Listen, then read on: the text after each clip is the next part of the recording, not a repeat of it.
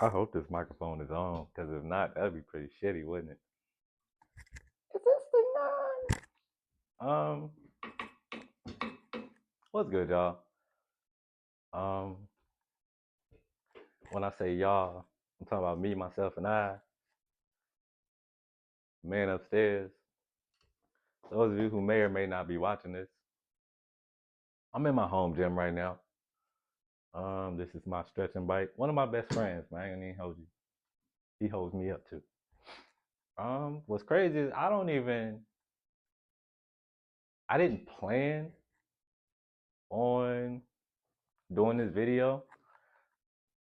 Well, I planned on it a while ago. I just didn't like plan a specific date, a specific topic, none of that. Like I just said, man, one day I'm gonna just go ahead and I'm gonna record everything that's been happening to me up to this time over X amount of time. And honestly, I want to start before the whole pandemic hit. Real talk, because it's been some things going on. Part of those things have been to intentionally humiliate me.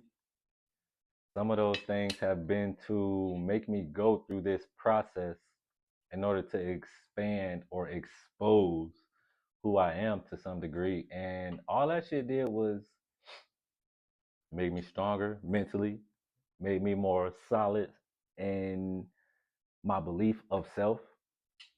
And it just made a lot of things really come to light. Like, hold on, this is fake. The stuff that's going on is just fake. But before I even get ahead of myself, I'm gonna get some water in just a second. I know I just started, but we all need water. Anywho, so let me see. 2019 was a very interesting year. I should have put my phone on plane mode, but I guess we're gonna have to find out the hard way. Anywho, 2019, I had already been doing my business for a couple of years. Train like Kane, you already know how that goes. TLC, it's on the shirt. I can, you feel me? More so right there. Anywho, it's just a button. It ain't nothing major. Um, 2019, before COVID hit, my personal training consulting business was doing pretty well for itself. I can't say like, oh, it was popping, no, it was this, it was that. In my eyes, it was, but I don't have anything to compare it to because I wasn't looking for any type of inspiration to compare myself to other people because I had goals of my own. And within those goals, of course, some of those goals were also to duplicate myself to the effect that I could be in multiple places all at the same time. Like if I'm on the West Coast, I could still be on the East Coast and vice versa. Like I wanted that type of versatility, just like how I expect versatility within my physical capabilities and my mental capabilities. I wanted that for my presence also. Like I can be anywhere, felt anywhere, heard anywhere. But this was also in the context of I just wanted to be capable. And I still, of course, am that. Not just want to be, I am that. You feel me? So that's pretty much where me getting this tattoo, No Limits, came from. It wasn't on no Jock and Master P or just nothing to where it would be, oh, I'm following so and so, or I'm trying to be like so and so. I'm not gonna say I didn't have any role models necessarily, like, but prior to me starting my business and growing up and everything like that. Of course, we all have role models, even if that role model happens to be somebody who plays their role in the light of we also see what not to do. You feel what I'm saying? So I was seeing what to do, what not to do. And that allowed me to be able to learn from other people's experiences and get a better outcome or a better result just for the simple fact that I knew what to stay away from also. So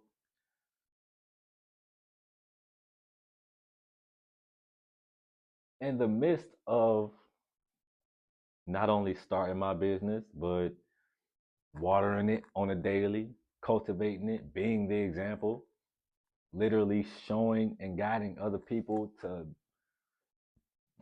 be the version of themselves that they see for themselves. Excuse me. What's crazy about that whole process is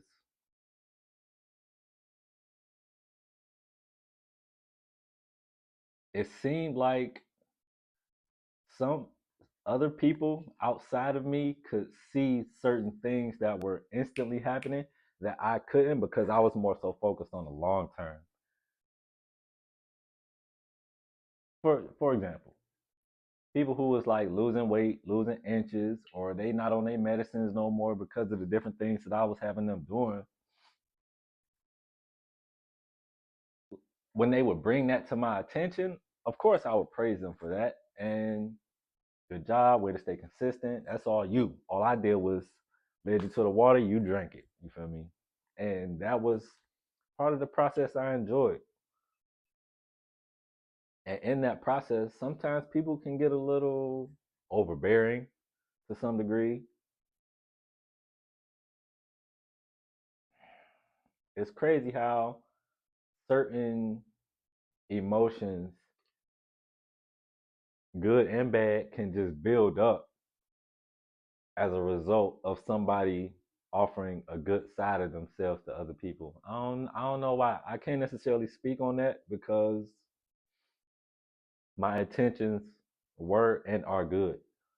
So I don't necessarily project or portray hate, guilt, shame, resentment in any form or fashion in the way that I would want you to take that away from any interaction that I have with you. And that's simply because negative energy don't get us nowhere. Negative energy can potentially negate all of the progress that we make or have made or will make. It can completely shut a process down. And it's just negativity. You can stay over there with it. I can even acknowledge the fact that you feel that way, but I'm gonna let you stay in that negativity because I don't want to dwell in it with you. So boom. 2019.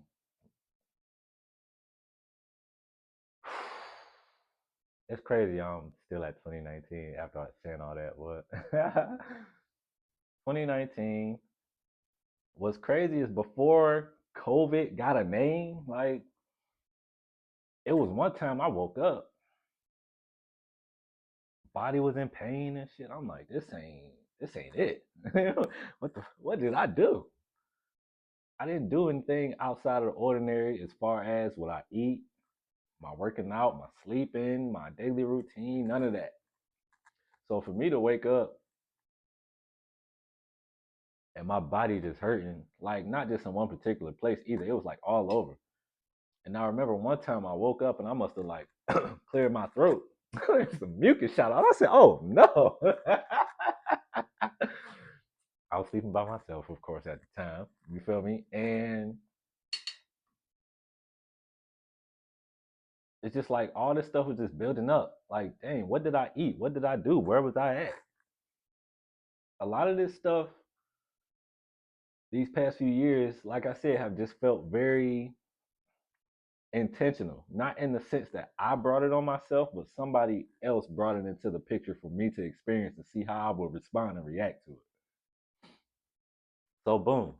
And that's where I say this earlier I mentioned the humiliation process. This whole past 5 years has been a process. Like this ain't just something that's nature intended. Like, nah. Man intended on this happening.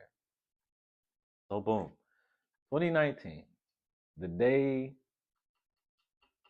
I started to like really feel like people were against me was not just people, but some of the closest people around me. I started losing trust in them because of some of the things they were doing, some of the situations that I would be in as a result of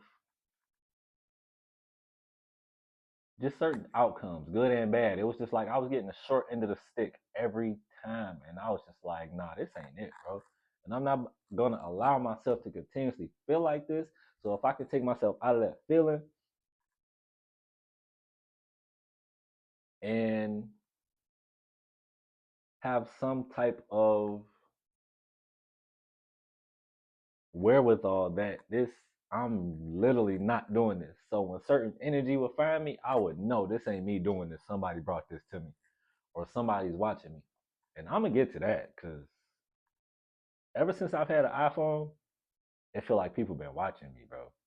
And that's why it's called an iPhone. You got an extra eye on you at all times. Literally.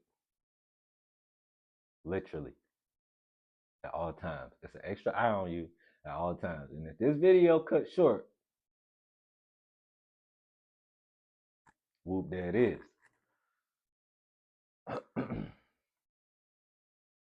2019. I was sitting outside one day, had just got done working out. It was a nice sunny day. I'm low key cooling off. I just got done sweating. I'm sitting outside. The landlord must have came by on his lawnmower and shit. I'm thinking everything's smooth. He walks up to me and get to talking about, hey, how you doing? I'm like, I'm good. Yourself? You feel me? I thought you were a stand-up guy. I can't believe that you would allow this to happen, this, that, and the third. I'm scratching my head like, what are you talking about? And he like, you guys are 3 months behind on rent. I'm like, you guys? I didn't know. Because as someone who is responsible, had I known that that was the extent of the situation that I was in, and I didn't even know about it, that's why I'm saying this is a humiliation ritual. I had no idea all this was coming. Me and my roommate at the time were 3 months behind on rent. I'm like, this is interesting. I'm like, Mr. Landlord, let me talk to him because I didn't even know. So let me get back to you. I go talk to this man. I don't even remember what he said. I most likely just like said, fuck everything you saying. 3 months behind on rent, and you couldn't tell me, bro. We living under the same roof. I pass you up every day. We talk about ABC, XYZ, 1, 2, 3, and you leave that out. Like you leaving my livelihood up to somebody else. I don't trust that, bro. And that's how I knew like this is not me doing this. This is somebody else trying to do this to me. And that wasn't the first time that somebody tried to scam me on some money type shit. You feel what I'm saying? When I would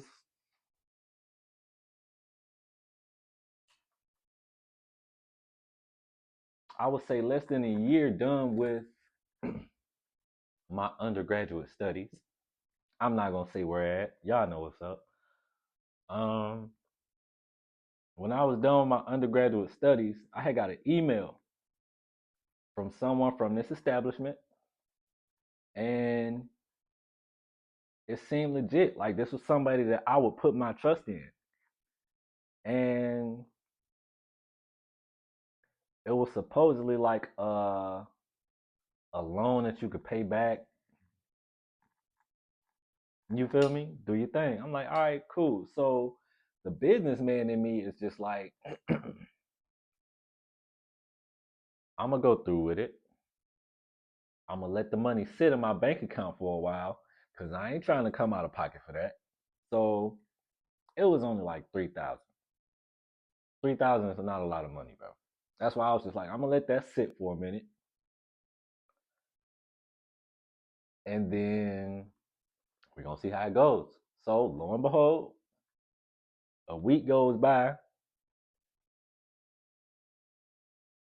and quote unquote, the check that I took them bounced, and I still had the cash. So I'm like, ain't this a bitch? So me already kind of knowing that some shit was liable to happen, I instantly hit the bank up. I'm like, here's that money. Somebody else tried to do that. That wasn't me. Cleared that up. No issues. But had I spent that money, bro, that whole account would have had to get shut down. Fifth Third would have been looking at me upside down like he's a scammer. I'm like, nah, I don't even know what's going on there. Hit that money back. Just get my account back right where it was, and I'll be Gucci. And that's exactly what happened. So at the time, when I was in the heat of my business, like train like Kane every day, bro, I'm talking about 6, 7 days a week, whether I'm working out, whether I'm creating merch, whether I'm coming up with new incentives, whether I'm coming up with just new ideas to bring people together or bring people in, whether I'm coming up with some a function that we're gonna do to commend the people that have been with me thus far, to me coming up with other ideas just to be able to collaborate with other people like 6, 7 days a week, bro, between all that stuff, working out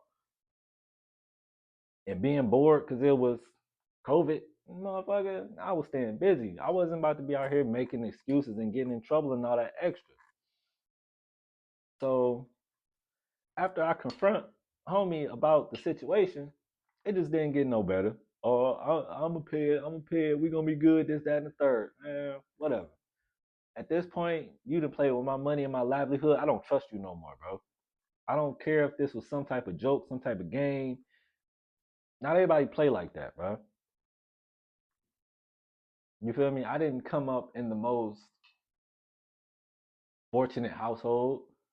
Not to say like, oh, we was poor, we was broke. I had holes in my shoes, nothing like that.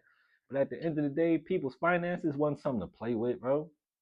Playing with somebody's livelihood wasn't something to play with, bro. That's the type of shit on the east side of Detroit, nigga. Your ass getting dealt with for some shit like that, bro. That ain't you hear me? But me being able to think for myself and not getting too caught up in emotions. This could be a pretty extensive video, by the way. I ain't even got to the rest of 2019 yet. But anyway, me being the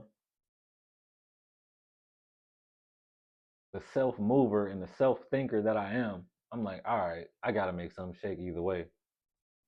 The negativity ain't gonna get me nowhere. So boom, that just is what it is.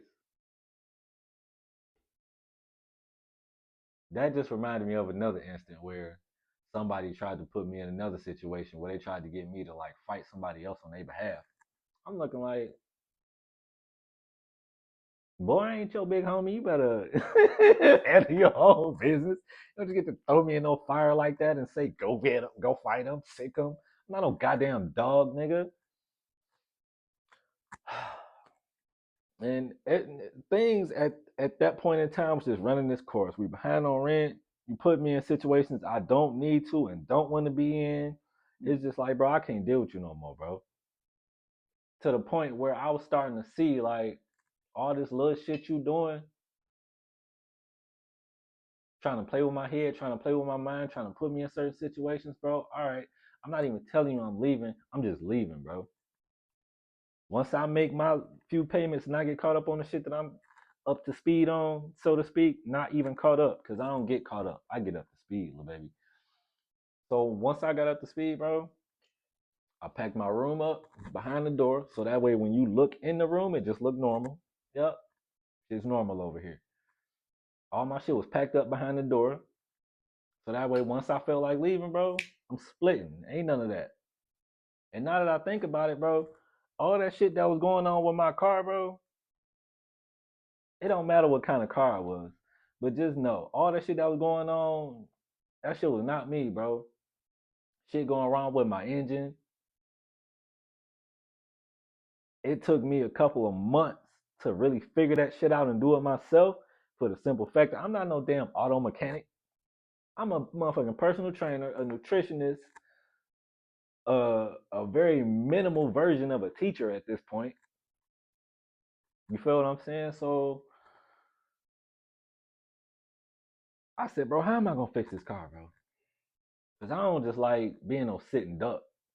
I don't get down like that. So boom, I get on YouTube.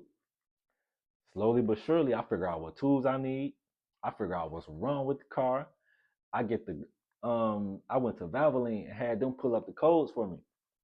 Once I saw what those codes was, I said, "Oh, let me figure out what parts, what's all wrong with this, what parts need to be replaced, what parts I need to buy," and I took care of that shit. It took a couple months.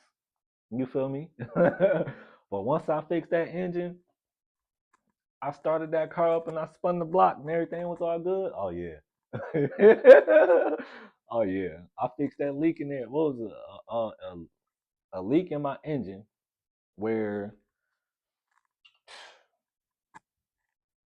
after you get so far, all the oil leaking straight out the engine. You can't go nowhere. So once I figured out what the issue was, I motherfucking fixed it, plugged it for for as long as it would stay plugged, and I made sure I kept extra oil in the car. And that was around the time where I made that vlog from KY to Detroit video. It's on my YouTube channel. It's most likely still up, and you can go. That was an interesting night. That was an interesting night, and it was just like it was so many signs and symbols that people in my environment were against me. In what way, form, or fashion, I don't know, but they wasn't telling me, and I wasn't fucking with that shit. I like honesty because I'm an honest person. I'm so honest to the point where if a motherfucker is lying to me, bro, I can most likely see that shit on you. Like it's on you somewhere. Like body language speaks volumes, baby. Certain shit you just can't hide.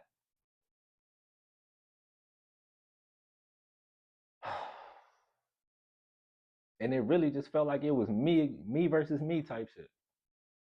And I was not feeling that shit. Like, bro, what is going on here?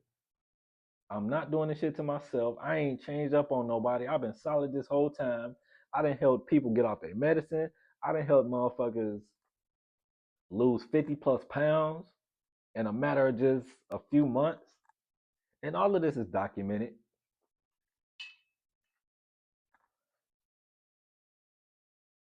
And what's crazy is once I actually left Kentucky, like the bullshit followed me, bro. Like, bro, when I tell you these iPhones will follow you, somebody is following you. They have an eye on you at all times. That's why I went and got me an Android too, bro. I don't play that shit. If I ain't trying to be found, this iPhone ain't going with me. It ain't. Excuse me. So boom, all of that stuff happened. And when I tell you, like, in the midst of me still figuring out how to fix my car, still feeling some type of way about the people that's in my environment, bro. Like when I tell you, you wouldn't have thought anything was wrong with me, bro. I was not reflecting it whatsoever because I didn't want to start giving off any type of energy that would even give them the hint that I didn't want to be there no more. And it for me, it was kind of sad because I enjoyed where I was at the time, and the world was just slowing down and acting super funny. And like when I tell you I could see this shit like just happening, people was acting different, people wasn't coming around as much, and that wasn't because of how I was feeling and their lives were conspiring against me. Like the world was just changing, and everybody was making changes in their everyday lives too. I get that. One thing that like really stuck with me That same homie that put me in those situations, all those situations were tied together, by the way. The somebody trying to get me to fight the neighbor over some trash. I'm not fucking fighting nobody over no trash, nigga. You fight the nigga if you really want to fight the nigga. The landlord coming up to me complaining about the rent.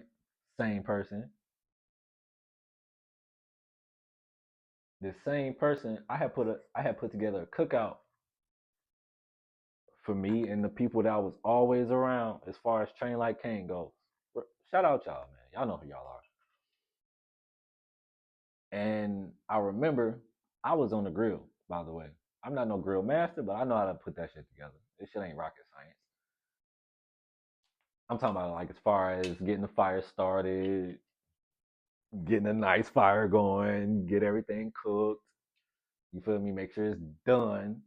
You feel me? Like I was doing that shit. Shout out to my family, man, that helped bring me up. I ain't gonna lie to y'all, man. We are an interesting dynamic, and I love y'all for sure. Y'all taught me, my family taught me a number of things. I can't complain as far as my childhood goes because we all gonna have ups and downs. Childhood, adulthood, any hood, you gonna have ups and downs, baby. It's all about how you choose to see it and how you choose to go about it and what you want to make of it. But back to what I was saying. So let me see. So before I even get to me going from Detroit to Kentucky, what else happened in Kentucky that was just like, ugh. Let me see. I was working at Enterprise at one point in time, and this was because I was behind on rent, so I needed something quick, easy, not too stressful. Ain't gonna tire me out by the time I get back home, and now I can't do my business no more. Fuck that shit. So boom, I started working at Enterprise, washing cars. And in that time, I was low key a decent little gig. I ain't gonna lie to you. Just as far as me being able to communicate with people, it was almost like a gym. You'll be surprised the type of people need cars, rent cars. And it was right across the gym. So sometimes when people would come in, they would know who I was already. Like, why you ain't at the Why you ain't at the gym no more? I don't want to be. It's not the same. It's actually quite disgusting. To the effect that when yeah, it just wasn't the same no more. I'm not gonna get into down talking on anything or anybody, but it was coming to what it is now. Like I don't like going to the gym no more. Don't get me wrong. There's some nice young ladies in there. You feel me? I like looking. I don't mind speaking to them. I'm not no shy person, but I ain't the type that's gonna waste my time either. You feel me? Babe, you're not here to eat off me. Go somewhere. Have a good day. So boom.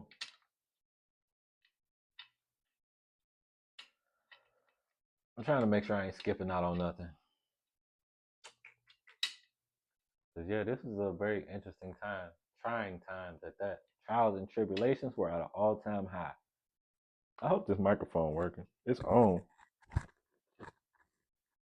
but you can most likely hear me from there anyway. But yeah. So once I found out, like, oh damn, I had COVID. That's what that was. I'm like, what? That's why I was waking up with the pains and I'm coughing up all this excess phlegm. I'm like, bro, I'm not no junk food, fast food eating ass motherfucker, especially around this time where the world is slowing down. Ain't nobody spending money like that with me as a business. I gotta save money. Or at least make my transactions make more sense. So boom. I'm looking like, bro, how did I get this sick? Like it felt like I was the first person in the world to get whatever the fuck that was. And I was just not feeling it. Mind you, I'm still going to work at Enterprise. I'm still going to work. I'm still, you feel me, washing the cars, communicating with people. I may like clear my throat every once in a while, but that was just on some coughing up all that extra phlegm. COVID is nothing but extra phlegm or mucus in your body. You can literally spit that shit out. If you swallow it, it gets back into your lungs. It can get back into your bloodstream. It can take over your immune system and kill you. That's why a lot of people died as a result of COVID, or so we were told, because a lot of those death numbers, they were mocked up, they were made up. That shit was fake. But I ain't here to talk about that. Let's move on. So boom. Once I got my little cash together, you feel me? Like I said, I paid off what I needed to pay off, and I felt right about getting up out of there. I miss my family. I had been in Kentucky, what, 2011 all the way up to 2020, motherfucker. Just go home every summer, every winter break, bro. It was just that time, like for me to make that reunited, and it feels so good. Hear that? But yeah, when I saw my folks, man, that was a surreal time for me. I had like really missed them, but that didn't mean that the shit that I was going through was stopping, like, cause it didn't. Um, so boom, I moved back in with my folks. Let me see, it was 5 of us in the household at once. Y'all know who y'all are. I ain't gotta say all that. Shout out to y'all. Love y'all. Most of y'all. Y'all know what I mean by most. And there's no hate in there at all. But like I said, the shit that was going on, I could see that this was some bullshit. Um, so boom, I moved back into the crib with my folks, with my family. Basement wasn't being used at all. I'm like, you ain't using the basement? Mind you, the basement spreads damn near the entire length of the house, so it's low key a nice space. I'm like, y'all tweaking. I'll take it though. And I'm not opposed to getting my hands dirty, so boom. I cleaned the basement out. Like when I got down there, there was stuff down there. They would like do laundry down there, but it was like a narrow pathway to get to the laundry space. Everything else was just like, nah, we don't. It's too dirty down here. We don't. I was like, y'all tripping. I motherfucking took a broom, cleaned the ceiling off, got all the cobwebs. Make sure you hit them corners. Do the same thing with the walls with the broom, and then just work my way down to the floor. Got everything out the way that needed to be moved out the way. Cleaned the walls, cleaned the floors, cleaned the ceiling with the broom and with some water, so that way it could be more livable. Get all them spiders up out of there. And next thing you know, this basement went from oh no to oh yes, this is nice. I know, right? Because that's what I do. I'm a fix and flipper. So boom, I turned the basement into an entire living space. I had my bedroom down there on one end. I had the home gym on the other end. And I also had an area where I would cut my hair and other people's hair. So I had the barbershop, a gym, living space, the laundry facility, all just in this one space. That's when I had my coconut bottle pyramid too. That shit was kind of busting. It might be on one of them videos on YouTube. I'll probably have to make it not private. I got a lot of private content on YouTube. I'm not gonna lie to you. I got this theory behind all my content that I got on YouTube, and it got something to do with the Young Thug case. And the reason I say that is because Young Thug, that name starts with YT, YouTube. And that was damn near like a spiritual showcase of how I was protecting my intellectual property. I'm not just out here just giving all of my knowledge and information and the things that I've accumulated for myself away just for other people to run off with it. That shit over with. As a businessman, that's the type of mindset I had to be in. And I ended up in handcuffs down the road too, but it wasn't because of something I did. I'm looking like, oh, this is some bullshit. So, but I'm gonna get there. Ain't no rush. We got time. So boom, I'm staying in this basement. I link up with some people that I know can that are business minded. They can put me in environments and situations to where I can network and make things happen for myself from a training standpoint, from a baseball and softball standpoint, to a teaching standpoint, to helping clean and flip houses, to being a home health aide, all of that. Like, I wasn't about to sit around and make excuses. I took my time getting my space together because when my environment is together, my mind is together, and vice versa. I prefer them to be on the same wave, but if they not, I'll do what I gotta do until I can do what I need to do. So boom, that was what it was. And of course, oh yeah, I did have that heavy bag down there too. I need another heavy bag, bro. Cause that was interesting. That was a good way to get some active recovery in without having to do too much. And it felt good to throw hands and feet. Still does. So in the time that I'm living in this basement with my folks,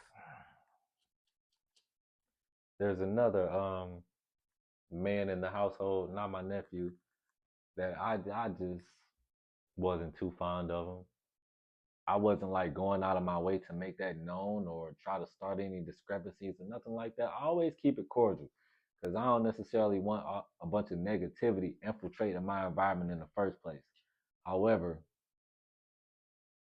that shit still found a way to happen. And I was just like, look, bro, I ain't fucking with it. Well, we gonna get to that. So boom. Whole time I'm standing in this basement,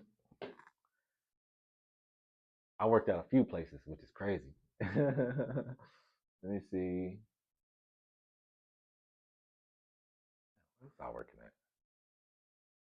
I know I was working on the Detroit Princess at night and I was doing security. That was pretty cool. I'm not gonna lie. Up until the point where these girls tried to lace me with this pre-roll joint, I said, "Oh no, we gonna get there." um, what else was I doing? I was still somewhat making merch. I was cutting hair.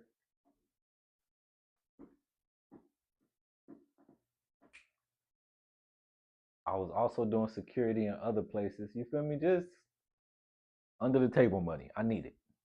Let me get it. I need it. At the same time, I'm still researching different things that are of my interest. Um, Things like financial stability, financial literacy, how to get ahead, stay ahead, and be the head, and not having to kiss somebody's ass. I don't fuck with that shit, bro. Before I kiss somebody's ass, I'll get up and walk away, bro. Walk away with some dignity, B. Have pride in yourself. Because the minute people get some type of inclination that, oh, we could run all over this person, they're gonna do exactly that. They're gonna do exactly that. And I'm not the type of person that's gonna even let it get to that point. Let me see. Yeah, I was doing security where I would like sit in the car outside of somebody's crib, watch the house. Um, at the same time, when I'm doing all these different odd jobs, like I'm of course building on my other skill sets and tools, also networking. I think I was still playing softball at the time too. Softball just ain't for me. It's the swing aspect. I don't like it. Just don't like it. I'm not against it. If you enjoy it, do your thing. I love that for you. For you. I'm good. Boom. So let me see. I don't think anything, well, something crazy did happen within that time that I was standing in the basement. between my mother and her significant other, but that's their business. I'm not putting that out there. That was one of them things that had me like, this type shit y'all on, I'ma head out. You feel me? I'm gonna find my own space somewhere else. I don't even think I had a place to go at the time, but I was gonna make it work. Like when I tell you, you ever heard of rock bottom? Yeah, I was there. Bikini bottom, nigga, because yeah, yeah, it got that deep. Um,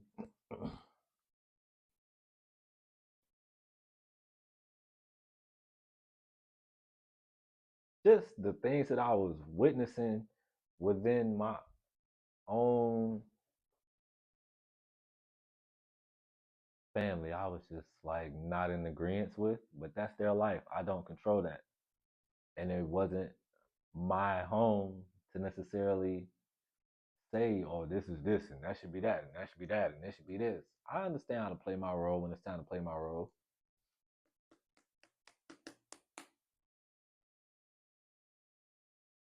That shit was just crazy. But one night, I was I was working at the Detroit Princess boat at night, and this was the night when the whole city had flooded. Like I'm on the Detroit Princess boat watching the what's that called? The TCF Stadium downtown, right in the Joe Louis Arena, right off the freeway. Bro, I'm watching the water rise above the sea level and it just flow throughout the city. I'm looking like, bro, I'm already knowing my shit gonna be fucked up when I get back. Like it flows straight from I don't even remember what body of water that is, but the water that's between Canada and Michigan just flowed through downtown, all through the city. And I'm watching it. Like I don't have a choice. I'm at work watching this happen. Like, damn, when I get back home, my shit probably gonna be messed up. Was this the same night that I got laced? Oh, so boom. I was working at the Princess boat, right? It's just me on the boat. I must have like came down from the top where I was at just to come down to the bottom. You feel me? I gotta regulate. All of a sudden, and this is why I say this was a setup. All of a sudden, these two girls walk by. I'm like, damn, they look cute as hell. Low key Arabic. They started talking to me. I'm like, oh, it's busting. So they're like, you smoke? After X amount of time, oh, you smoke? Nah, but what you got?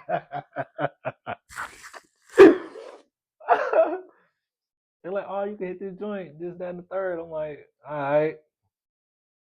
So I must have hit the joint and I must have like passed it back to them. They weren't trying to have no parts of it. I'm like, oh yeah? Oh nah. Nah. But I can't give all the details of that. Long story short, I took these girls on a tour. I'm starting to feel funny because they acting funny. After so long, they must have seen like whatever we put in there, it ain't working. So when they leave, that's when it low key kicked in. I'm like, bro, I don't feel right. I must have sat down and I low key like took a slight little nap. I think I was asleep for like 15 to 30 minutes somewhere in there. When I like kind of come to, I tried to like stand up. Let me see, I was on this side and I like tried to stand up. This half of my body was awake. This half was still asleep. I said, bro, what the fuck? The fuck did them bitches put in that joint? I sat back down, finished my nap, bro. I said, bro, I never again. Never again will I accept a pre-roll from nobody. Ever again. So not only was I starting to lose like trust in the people that was around me prior to me moving back to the city, but this shit started happening again once I get here. I'm like, bro, something ain't right. This ain't me doing this, bro. Somebody is following me. Somebody's watching me. At this point, I was convinced, bro. So boom, that night passed. I'm just like, man, I made it through the night. I ain't taking no food, no nothing from nobody, bro. Like, and mind you, one of them was like super fine too. Oh, damn. She the one that gave me the joint. Of course. You think some pussy gonna make me risk my livelihood? Oh, roll up the dope. I'm trying to smoke and fuck these bitches. No, nigga. I'm a lot more rational than that. I'm not stupid. But the reason I'm not putting all this out there and making this all known is because I already know once you start getting to talking too much, the game gonna adjust to you.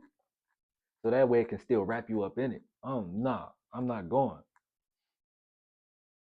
And it's just like I've been through too much shit in the past to know once you start talking, people gonna start listening and then they gonna start adjusting to you and they gonna start doing exactly what it is that you said you want and not doing the shit that you say you don't want. They're gonna start trying to reflect that back to you as if to say, oh yeah, we're one and the same. I agree. We're one and the same. I agree. Get out of my fucking face.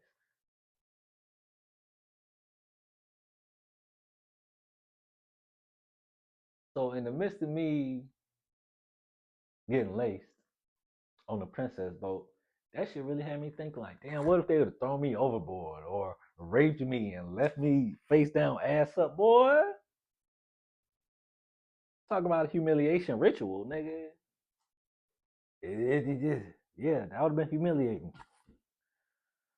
But that's as far as that went. They saw that what they was doing wasn't working. Had they waited like 10 more minutes, boy, it would have been over with. I can laugh at it now, but this is a couple years ago. This wouldn't have been that funny a couple of years ago.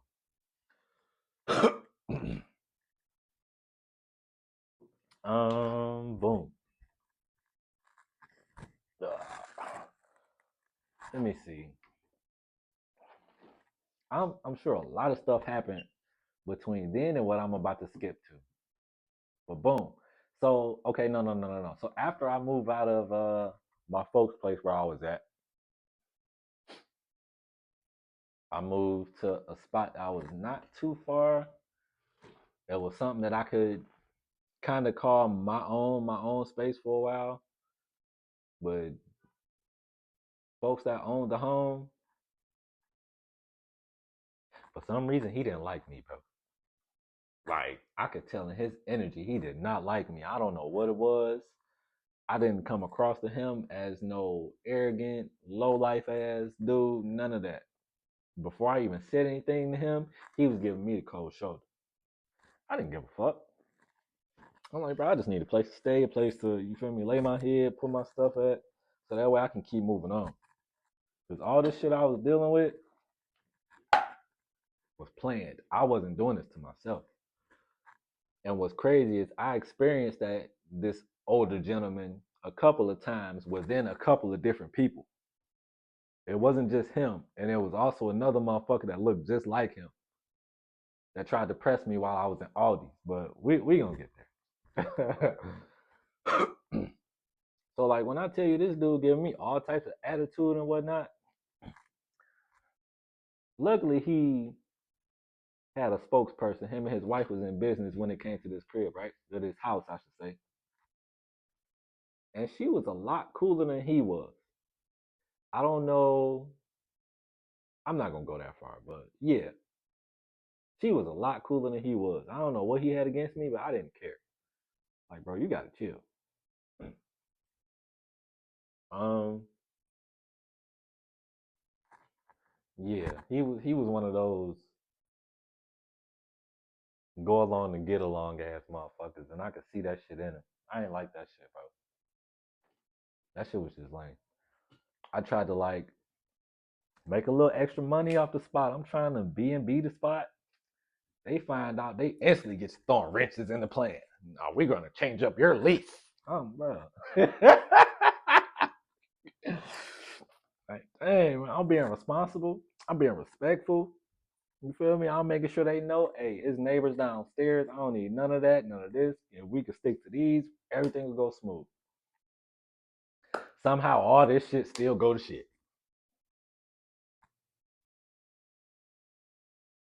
And then this guy just so off his rocker about me that he wants to get me put out. So I'm like, all right, whatever. Where did I go after that?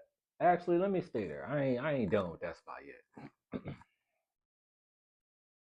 Another nice little spot. It was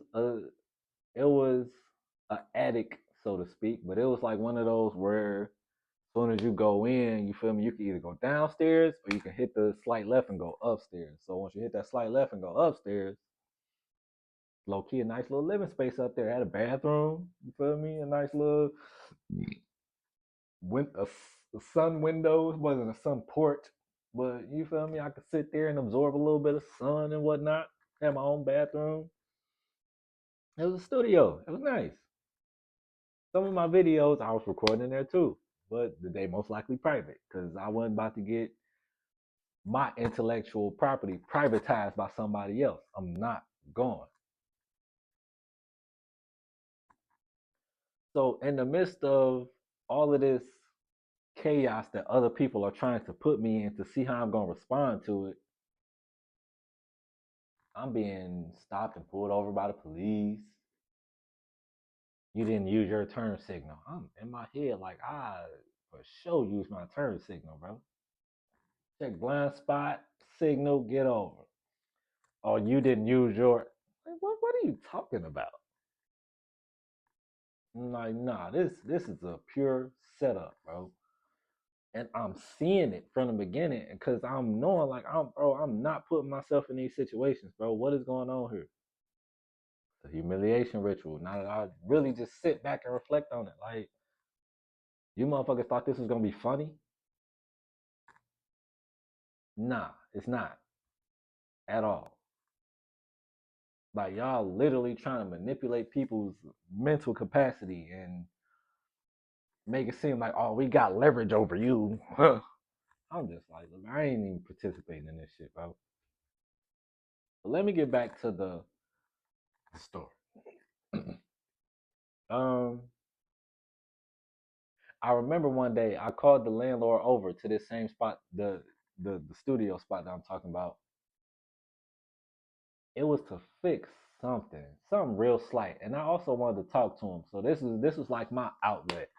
This is my alley oop to myself. I'm about to talk to this man because I don't know what he got against me, but we need to talk this out like some men. Because you ain't about to keep giving me the cold shoulder and acting all just because these other folks is around. Like, nah, we need to have a man to man here, bro. So I always keep it respectful. You feel me? I let him know my situation. Like, look, this is what I'm doing. This is where I'm at. This is where I'm trying to go. What are my options as far as making things happen? He must have hit me with it. Well, you got to pull yourself up by your bootstraps. What does that mean? That's what I'm literally trying to do. I got a resource. I'm flipping these resources. And then y'all sitting up here and tell me, oh, no, you can't do that.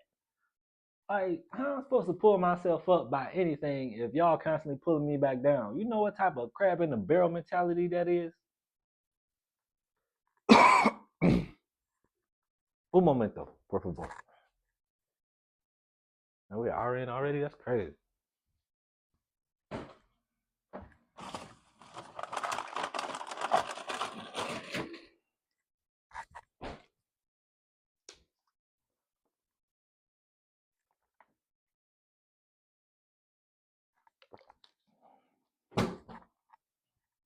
At the same time, my landlords we was friends on Facebook. I really didn't. I was uncomfortable with that. Nah, I was like really uncomfortable with that. Not because oh they some creeps or her husband low key an asshole towards me specifically. I'm not calling him an asshole towards anybody else, but to me he was an asshole. And where was I at?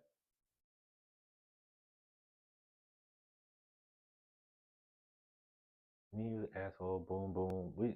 So he fixing whatever he fixing that I asked him to come over and fix. And then I really asked him, I'm like, so like I said, this is where I'm at, it's where I'm going, it's what I'm trying to do, this, that, and the third.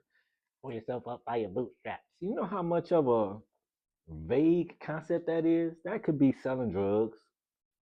That could be going to rob somebody. That could be stealing cars. That ain't no sound life advice, bro. That's what we talking about. You feel me? So that was pretty much the last time I spoke to him. I mean, I'm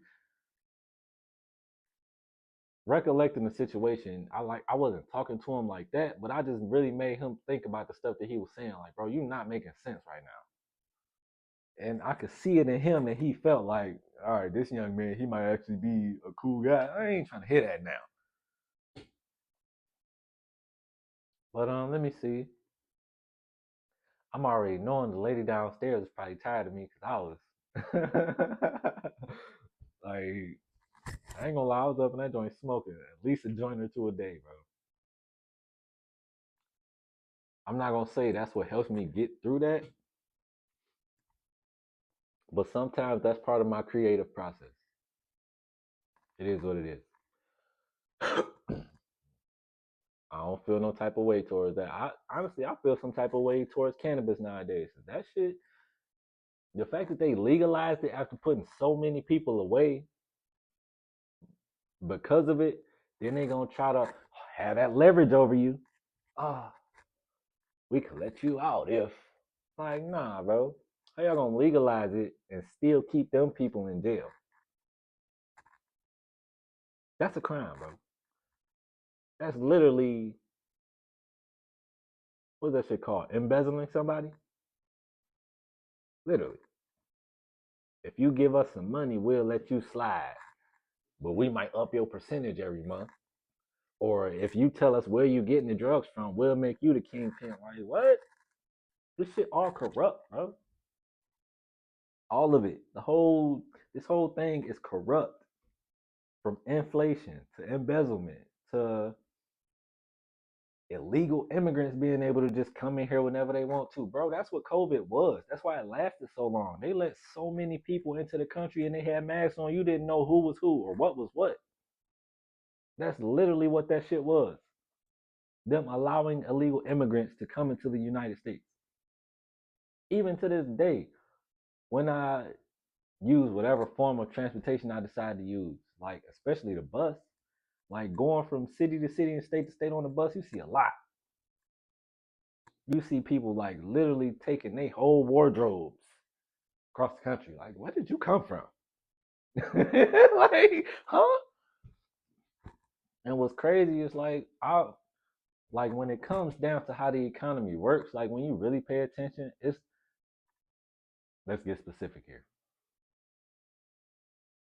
When you look at the US, you most likely got something owned by China somewhere. And low key, when you look at a majority of these products and things that we use on a day to day basis, it was made in China or somewhere in the area. So once I really got to paying attention to, hold on, I'm starting to see more Chinese people, or I'm starting to see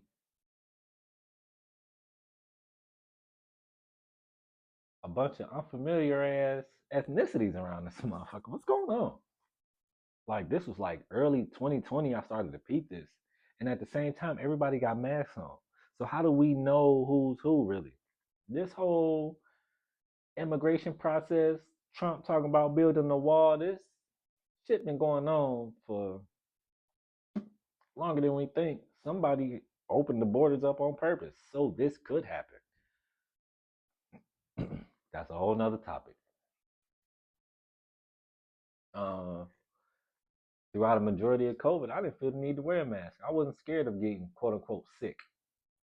Because if I don't embody those emotions and that fear of getting sick, then it can't penetrate my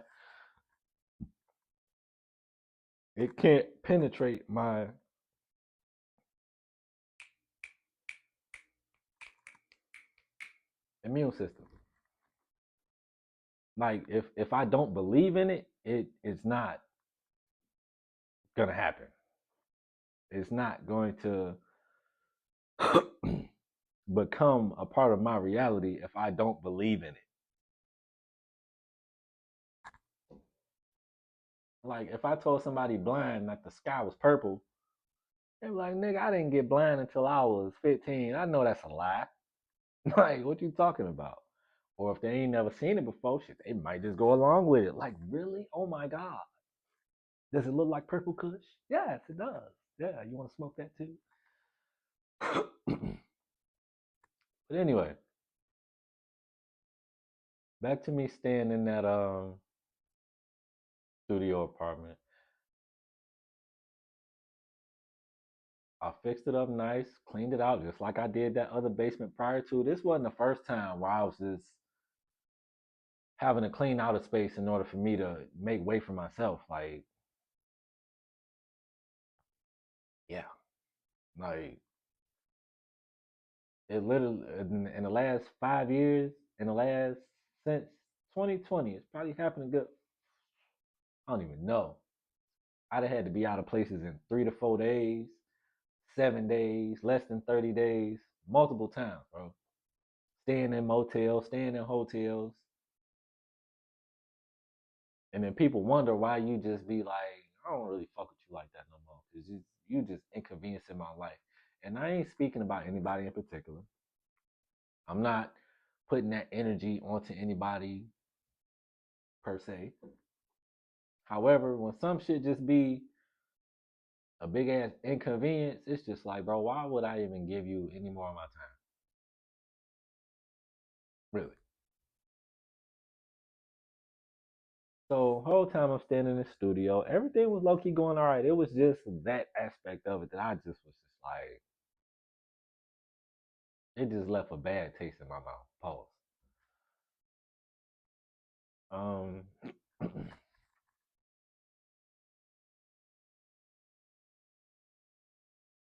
while I'm staying at that place, I had to get another car because I was having that same issue with the engine in the other car. It was just like I done took this car from state to state. At this point, fuck it, just get another one. I get another car. It was a hand me down. I'll take it. It's four wheels, A to B, all I need to get back to A too. So boom, bam, there's that. um, I would have thought I would have been able to be under the radar in this car, but nah.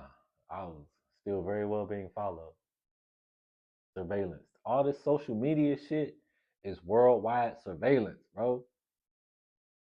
They give it to us for free because they know they gonna get something much more valuable than our free time. These apps and shit, they free, but they not free.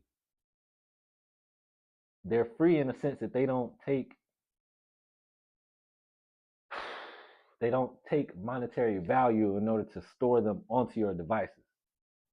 But they're not free in the regard that they take your freedom away from you. They take your attention away from you. They take your attention that you are giving to other things and other people away from those things and other people because you locked in, you tapped in. And that's why they want your phone to become your wallet. They want your phone to become your GPS. They want your phone to become a part of you, an extension of your hand, pretty much. How many people just keep their phone in their hands, in their pocket, just day to day, including myself? Like, I'm one of them. Like, that's just the evolution of things thus far, but I'm still aware of it to the point where I'm like, if I don't feel like taking this iPhone with me, it ain't going, bro.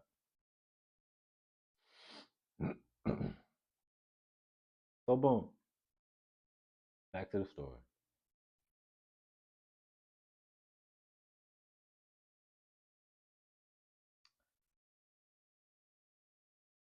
Where did I even go after I left that studio apartment? I was there for almost a year, maybe less. I was in my folks' place for maybe a year, give or take. That's when I was working at the plant. Let me get to that too. When I was working at this plant, bro, I knew it was part of the setup. Not me getting the job, but once I started working there, certain shit just started getting weird. They would give me the hardest job. They would put me around some of the most annoying people.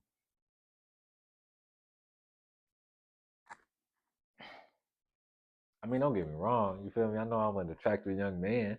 I'm gonna attract certain things and certain people and certain energies, but I could just see that shit was a setup, bro.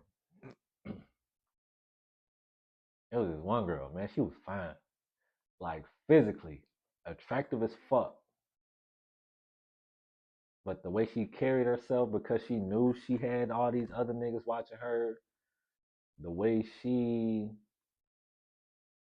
interacted with me just because she got this blown up perspective in her mind of what she is because of all these lame ass niggas hyping her up. It was just like, babe, you not even as attractive as you think you are because of all this extra shit that's just in your aura. So you fine, don't get me wrong, but I'm good. I ain't really fucking with it like that at all. Like, you gotta go. And that shit did not end on the best of terms, but it didn't end on bad terms either. Well, let it go. Sometimes you got to know when to hold on. Here it is. Know when to fold on. Anywho, but yeah, that one I folded it, closed the drawer, baby. You gone. It's all good. Um,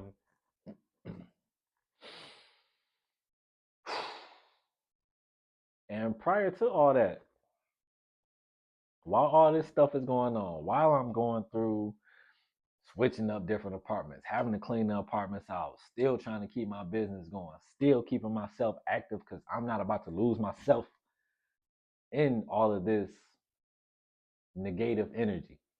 I wasn't gonna lose myself. I would literally, on my 30-minute break at the plant, I would use 20 minutes of that to work out. I would go hard. I would take a shirt to change into after I got done working out. I made sure I had enough water. I made sure I had an extra mask so I could change it out because I knew I was gonna sweat that one out. I took an extra pair of shoes, all in my book bag. The days I knew I was gonna work out, I had my bands with me. And that 20 minutes, look, don't talk to me. Put an earbud in and just get straight to my routine. I get a full body routine in 20 minutes. Don't talk to me. Talk to you when we get back on this line, player. Yeah, that was interesting. And that's why they would give me the hardest job because they saw I had that extra energy. I remember one time coming from the bathroom was like up some stairs. And like the last, like, mind you, this is like 20, 30 something stairs that you gotta go up to get to the bathroom. Like the last 8 to 10 steps, I slid down the banister. The supervisor was like, this nigga still got energy. Did they halfway over? What? Like, oh, okay. So he instantly get on bullshit. I super don't like that nigga. I ain't gonna lie. In my head, I'm like, I hope his mama fall down some stairs or something. Cause I don't fuck with him at all. Hey, anywho, like the amount of women in there was just lovely. Oh, but the hating ass niggas in there was something else too. Like it was just, I ain't gonna say it like it was like a ton of hating ass niggas, but the ones that was hating happened to just be the right ones that could like literally make your day worse. Like the supervisor. And it was just like, I'm straight on that shit. I stayed there for probably like 3 months. The job they had me on was that grommet. I don't know what the fuck a grommet is, but apparently a lot of things connect to this thing under the engine and under the hood and all that shit. Where all I'm doing is pressing with my hands and fingers, pressing with my hands and fingers all day. I went to work one day, my hands were literally hurting. I'm like, I'm not doing that today, bro. Y'all gotta put me somewhere else. Oh, well, we're gonna send you home. You ain't said shit. I just got here. either, either I get a different spot or you could count me out. They put me in a different spot too, away from Shorty ass, because she was irritating me on purpose. I don't care how attracted you are to me, babe. If I say stop touching me, stop touching me. Like, what are you doing? But and then it was a couple of people that I like encountered while I was in that workspace where it was just showing me that this was this was happening. This was a happening. This wasn't something that I planned out. This was something that somebody wanted me to go through. And just me even having that awareness is what allowed me to kind of get through it for as long as I've been dealing with it. Because just being able to read people's energy can save you a lot of stress, a lot of unnecessary stress.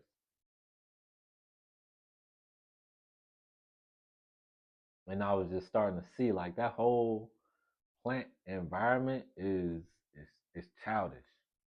The people are childish for the in the sense that the ones who have a certain status and are looking for more, they gonna do whatever they gotta do to make themselves look good and make other people look bad. Whether it's something small or something major, they don't care. Also, they can have this quote unquote status and pay a high car note and all this other shit, bro. Fuck you. It's just certain shit I'm not willing to dwindle my integrity down to in order to just get by. Nah, I'm good, bro. I'll move on. You ain't saying shit. um, yeah, that shit was something else. Let me see. What else after that? I think that was still like 2020, 2021, somewhere in there. Um, let me see what else. It's like I at this particular point in time, I was starting to see that I was climbing out of a hole. Not a hole that I built for myself, because that's some bullshit. It was it was just a hole that I happened to be placed in. It was one time where the car that I had just got after the one with the engine issues, I had to put it in the shop one day. And the shop was like 20-minute drive away from where I was staying at the time. And they closed at like 5:30, and my car had been there since that morning. So when I dropped my whip off that day, they called me at the end of the day, 4:45. Yeah, your car's fixed. You can come pick it up before we close. Before you close, I ain't got no way to get there. I don't even know where this bike came from. I think I found the bike in the garage. I eventually put it back because it wasn't mine, but I needed to go and get my car. Shit. So this 20-minute drive turned into a good 40-minute bike ride. Mind you, they said, all right, but we'll wait till you get here. I don't know how long they're going to wait for. They had already closed. So by the time I get there, what if they not there? So this 45-minute bike ride, boy, I know why they call it Huffy, because I was huffing and puffing, motherfucker, trying to get to that motherfucker, bro. Like, jeez. Like, that was my workout for the day. I was like, bro, I was just happy to have my car back, bro.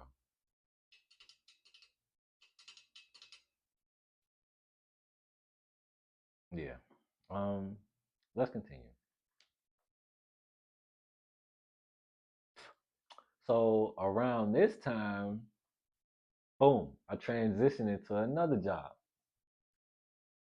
I was starting to get into substitute teaching a bit more on a focus aspect of being in a classroom that I didn't put together or construct myself. And these establishments are allowing me to come in and be the professional.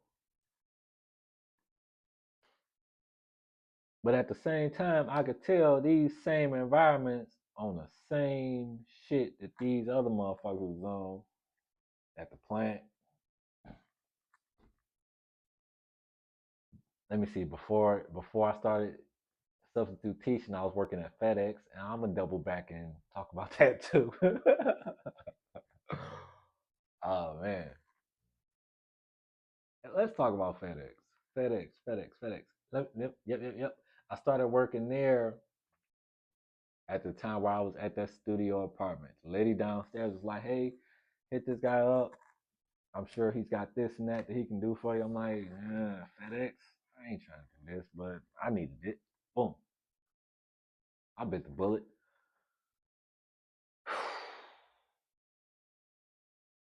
So became a FedEx driver. The people that was there, the people that I was working with, I think he was an independent contractor through FedEx, but he still worked with FedEx. These motherfuckers think just because I'm a personal trainer that I'm trying to be Captain America delivering these boxes and shit. 300 packages in a day? Oh, and your shift ain't done until you deliver all of them. What? I think I did laugh in their face when they said that, but I didn't say like, nigga, you tripping.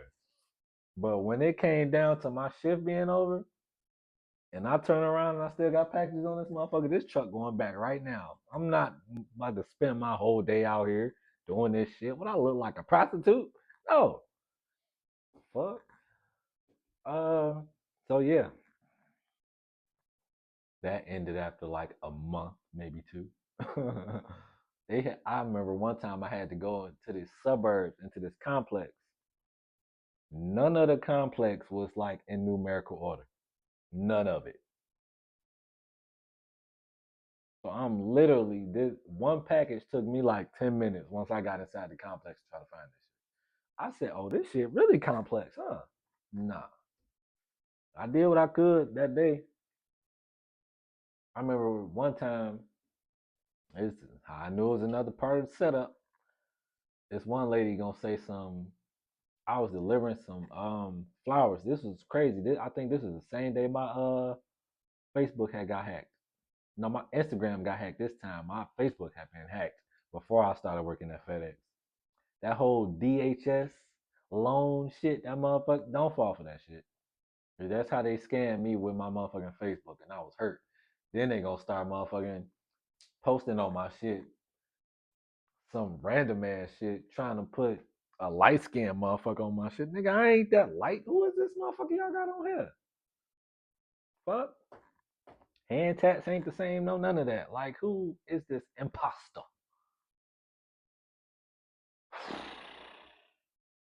That shit was just, that shit was so irritating. I said, hold on. So my whole Facebook account just, I can't do nothing with it no more. Wow. Okay. And let me see how they get me with the Instagram shit on some Cash App type shit. Send me your cash tag. I'm gonna do this and this. As soon as you send them that code, it's over with, bro. Don't do it. Don't play around with this technology, bro. If you don't know what you're doing, don't do it.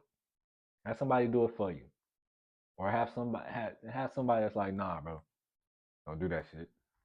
Like, yeah. And that's how I knew that I was being targeted, bro. Because for the last, I don't know how many years, somebody will say to me, if my feelings gotta hurt, your pockets gotta hurt. And I'm thinking, like, I ain't done nothing to this motherfucker. Why are they saying this to me?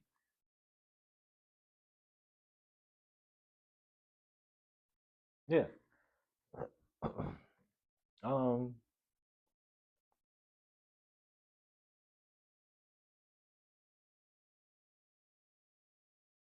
Mind you, I'm not part of no fraternity.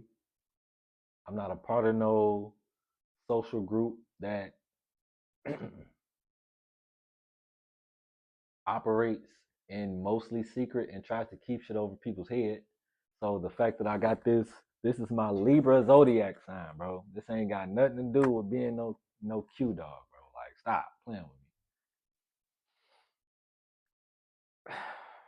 Just be like, people try to portray their own visions onto other people's visions, and then when it's not that, oh, I'm so disappointed. I didn't ask you to be disappointed. Just respect where I'm at and what I got going on. Give a fuck about your validation, playboy. And just having that confidence, some people don't like that. They want to take that from you. And I ain't the type of nigga you just gonna take that from, bro. Like, stop playing. This ain't me trying to sound tough. This ain't me trying to be or say or sound a certain type of way. This is just me. If you don't like it, skedaddle. It's that simple, bro. It's a little warmer here. I'm gonna go get a fan or something. Because if I cut that AC on, you ain't gonna be able to barely hear me.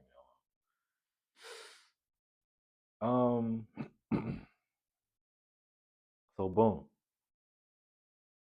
I don't even know why I boomed because I don't even know where I'm at right now. So boom. Okay, so this is around the time where I was still entertaining playing softball. It was just like, bro, I don't want to do this. And I could tell, like, when people would have like this expectation of me in that sport because I played baseball prior to, and it's just like, they're similar sports, but it's not the same sport, bro. It's not. Especially slow pitch.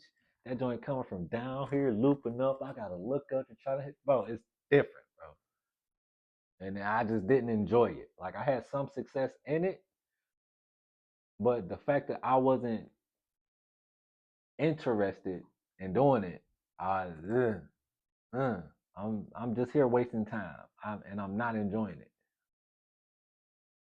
And I'm not the type that's gonna put my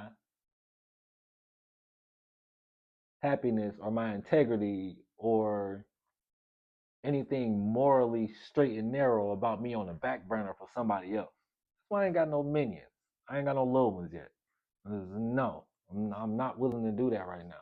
Especially with the way that the world is going right now, trying to control everybody, and nah. Mm-mm. Mm-mm. And what's crazy is that whole aspect right there. Like, man, that's population control. Whether they're trying to control the population as a whole, or whether they're trying to control how the population fluctuates in numbers. No, thank you. I'm not dealing with it. I'm not doing it. No, thank you. I'll get to that in a second. Like, no, no, no, no, no, no, no, no, no, no. And in the midst of all of this, imagine in the midst of all of this, I'm coming across so many familiar people, so many familiar energies, but at the same time, I'm realizing, like, bro, this is a setup. Like, nah, B, I'm good on all that, on all that. I remember this one girl gonna say I was a resistor. I'm like, given the context, we was on FaceTime. A resistor? What are you talking about? But certain shit like that, I just keep mental note of it, so that way, if there ever comes a time where it's relevant, that's what they was talking about. Damn. You know how them epiphanies hit you a little while down the line? Yeah. No, I'm good. Um, yeah, this whole thing was just a process. And I'm not the type that likes to necessarily make myself a victim of anything. That's why I haven't spoken about what's been going on, or I haven't reached out to certain people in so long, because it's just like, look, I've been going through some shit. Like, you wouldn't even understand. You would think I was going crazy for the shit that I was going through. But that's because somebody wants you to see me that way.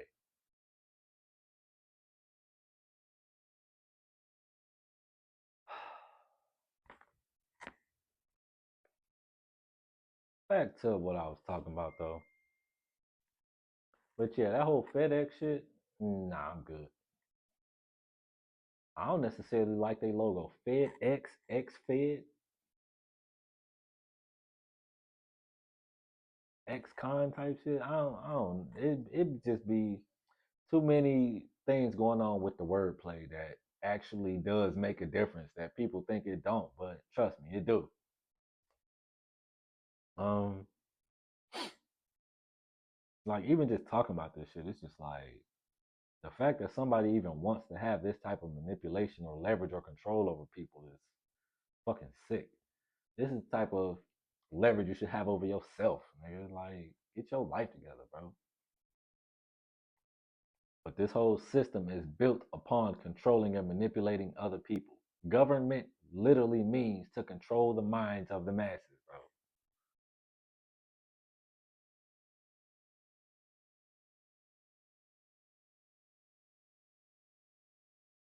Even the masses translates into them asses. Like wordplay. This that's that double talk that Donald Trump was whooping Biden over the head with. You can't beat that nigga in double talk, nigga. He a businessman. He do this.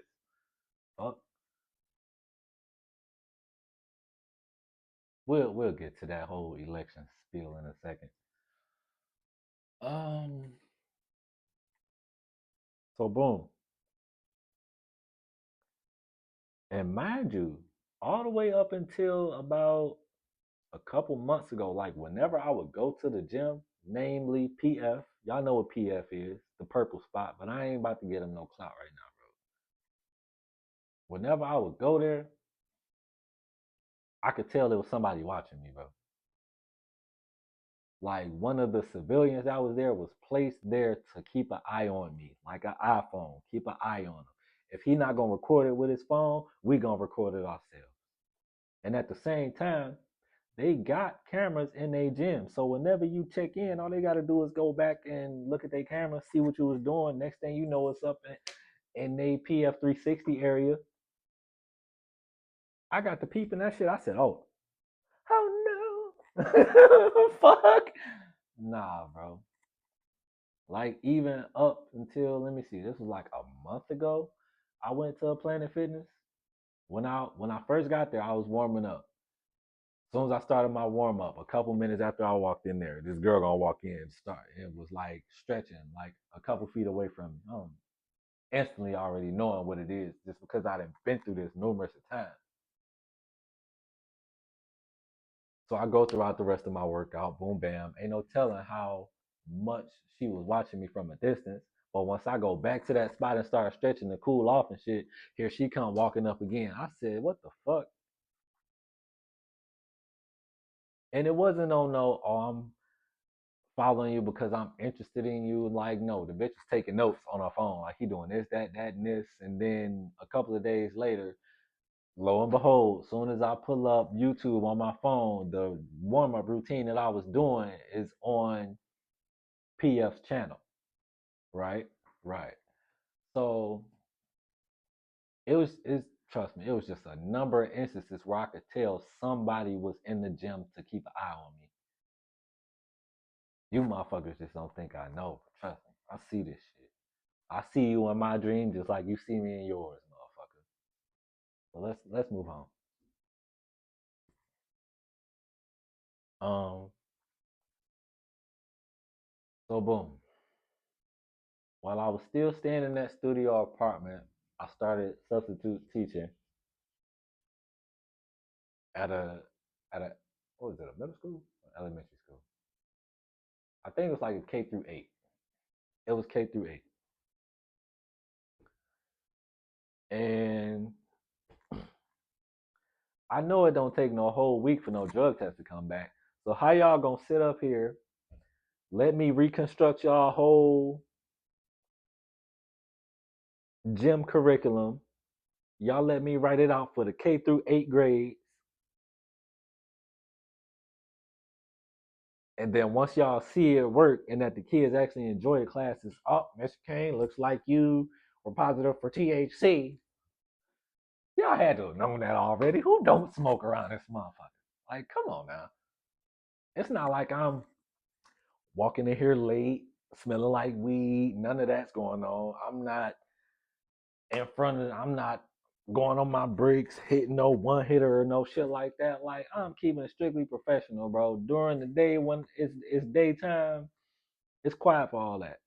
So why is that even a factor, bro? And the fact that it's legal now and y'all still trying to pull this whole, oh, it's illegal. You can't bring that into our, man, I'm not bringing it into your institution. I'm out of my business.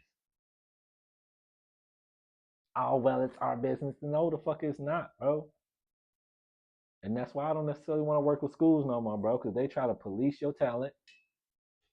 Hence why I kept getting pulled over by the police. They try to police your talent.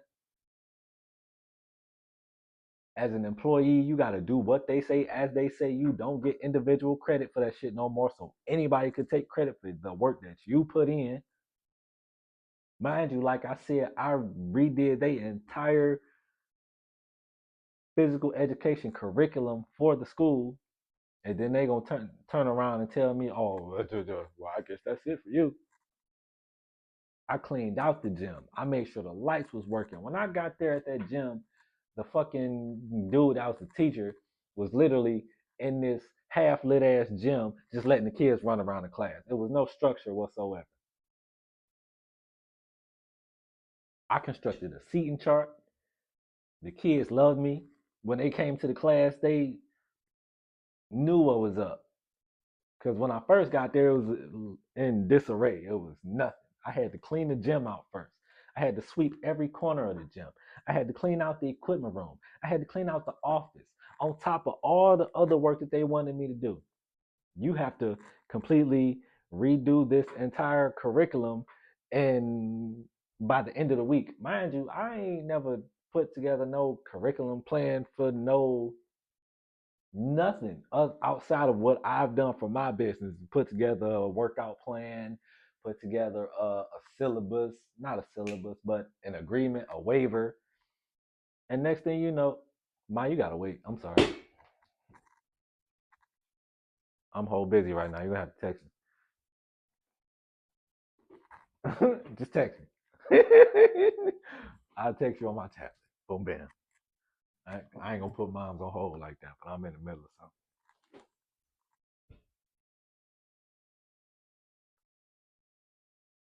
1 second, y'all.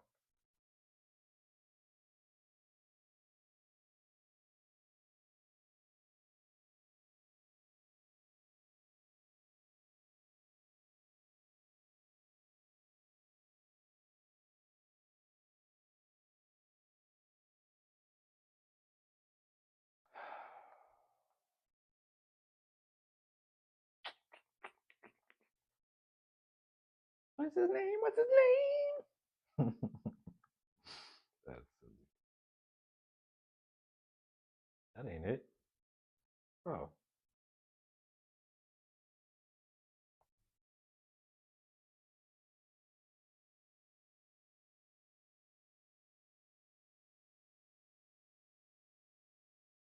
I mean, I don't necessarily like having to put moms on hold like that, but niggas got shit to do. I'm gonna have to call her back in a second. It is what it is at this point. She ain't in danger. If it was that bad, she would call me or pull it up on me by now. Anywho,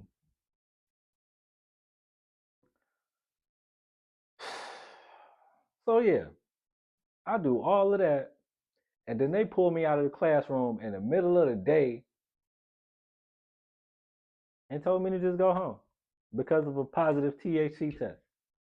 Y'all let me do all this work just to let me do all the work. I was there for what? A month? Like 3 weeks to a month? It was a point in time where while I was putting that curriculum together, they had me on such a time crunch. I had to do that in a week. I had to figure out the seating chart, figure out a lesson plan to do on a day-to-day basis.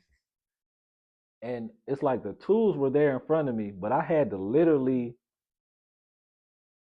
it was like an Easter egg hunt.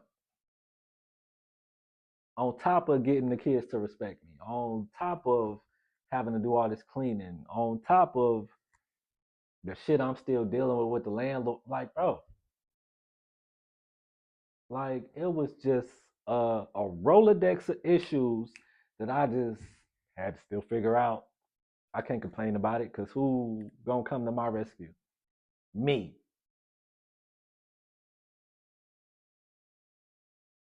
So just complaining about it and getting on social media, wasn't gonna do shit. This whole it's like this whole process was just man, y'all just wouldn't even understand. This whole shit was spiritual, bro.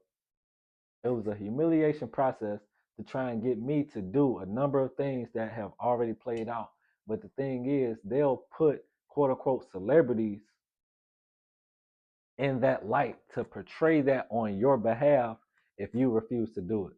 So that way somebody still get credit for it. And it ain't you. And then when they do it, they gonna look at you like, yeah, you should. Let me see. Somebody gonna say to me, if you don't say it, then it ain't yours. I said, nigga, what? The fuck it ain't. So that's why like bro, my YouTube will show like 170 some videos. I got at least 200 plus videos on there that's just private because I ain't want nobody stealing my information or stealing my intellectual property or using my shit against me or trying to humiliate me any further. Nah, nah, no, no.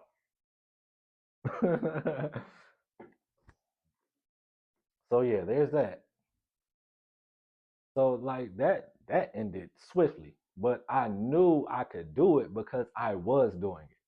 The classes was coming together just fine. The kids would come in, have a seat at they designated areas. They would look up on the board. They knew what we was doing. They knew where we was going.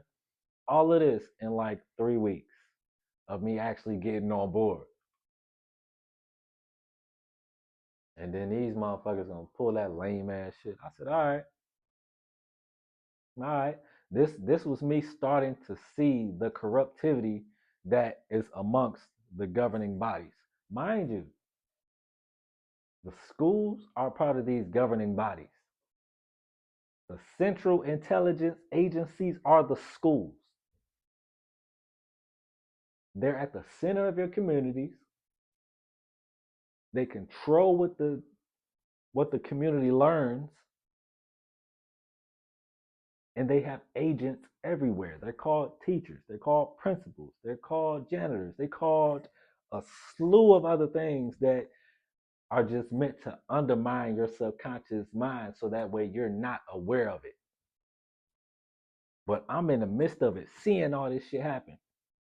I'm not supposed to be gaining this experience, but I'm able to put myself in these places and spaces where I can conduct myself and convey my message to the point to where they see, okay, he's actually pretty well put together. I know. I don't need your validation for that.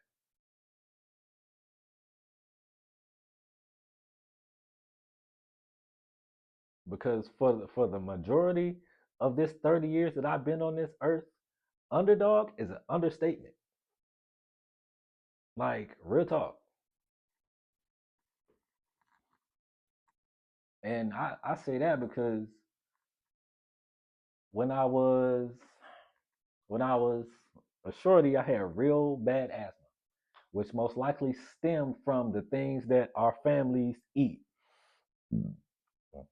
That was leading to my body not getting the oxygen because it was full of mucus from all the burgers, all the processed foods, all the carbonated drinks, everything that people are still doing today. Like, how have people not learned this shit already, bro? I don't get it. I just don't get it. And that's why I kind of be distant from society because this shit just don't make sense, bro. And I'm gonna get to that. Actually, let me see. Let me finish up this whole school experience, and then I'm gonna get back to that. So yeah, you know, I ain't gonna lie to you. This is fine teacher. I was at that school too.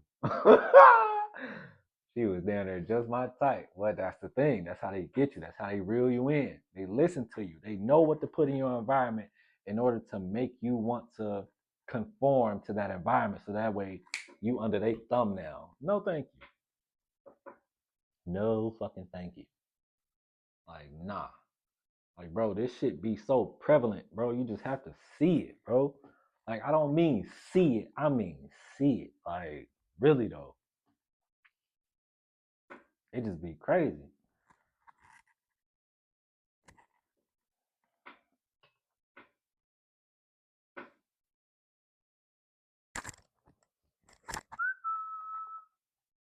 But yeah, if you don't go along with their agenda just so you can get along, boy, they gonna try to infiltrate your shit however they can. They gonna use the police.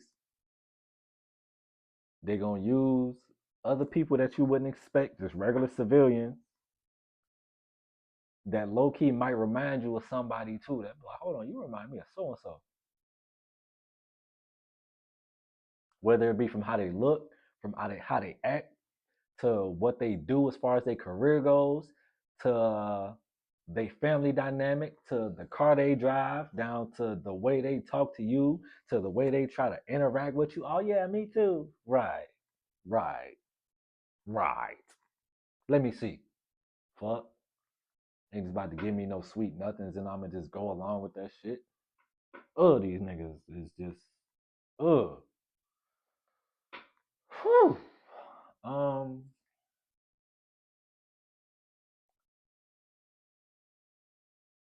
that ain't her number.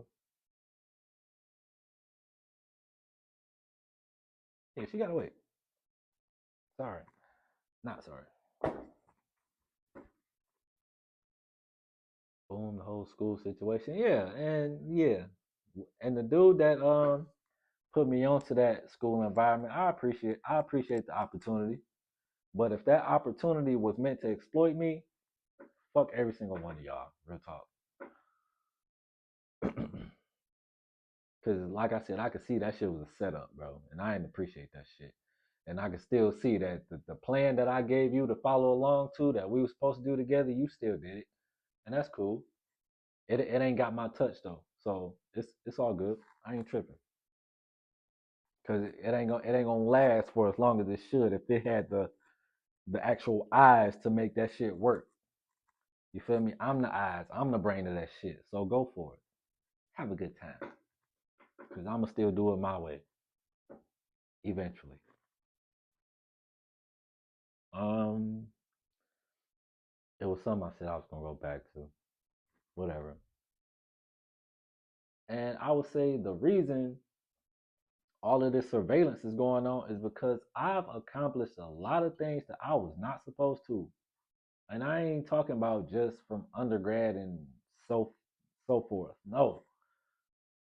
When I was younger, when I had real bad asthma, I was not supposed to make it past a certain age, but that's how the doctors instill fear within you, within your generations. They instill that inferiority amongst people. And ever since I was a young dude, I did not like that shit, bro. I didn't like going to church because of how people would talk to you, because of how people would try to make you think and feel and be a certain way. I don't like that shit, bro. Because I know what the fuck I am, and I'm not gonna let nobody else change that perspective of me. When I was in church, boy, I would sit against the wall on purpose so I could go sleep. I remember one day I was the pastor called me out, bro. I'm 9, 10 years old. Finish with the rest of your congregation. Leave me alone. hey, hey, whatever. Leave me alone, bro. I ain't had no choice but to be here, nigga. Luckily, I'm dressed up. Leave me alone, nigga. Anywho, like just certain shit never made sense to me, bro. And that's probably why one of the reasons churches are predominantly women nowadays. Because majority of men don't seek guidance from another man to a degree, unless it's like they father or they uncle or they big homie. I'm sorry, Granny. Folks ain't my big homie. I'm taking a nap.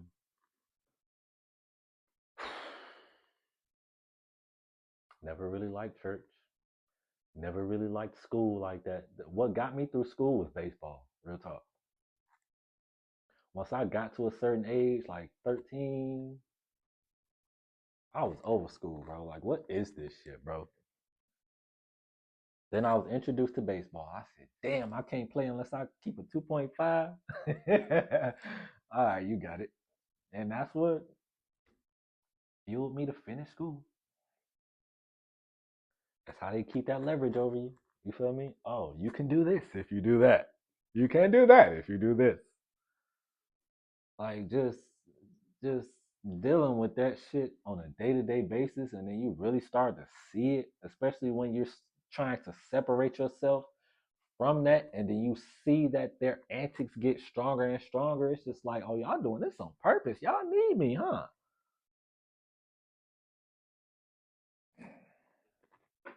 Trust me, this system need us a lot more than we need them. Because without the people, there is no system whatsoever.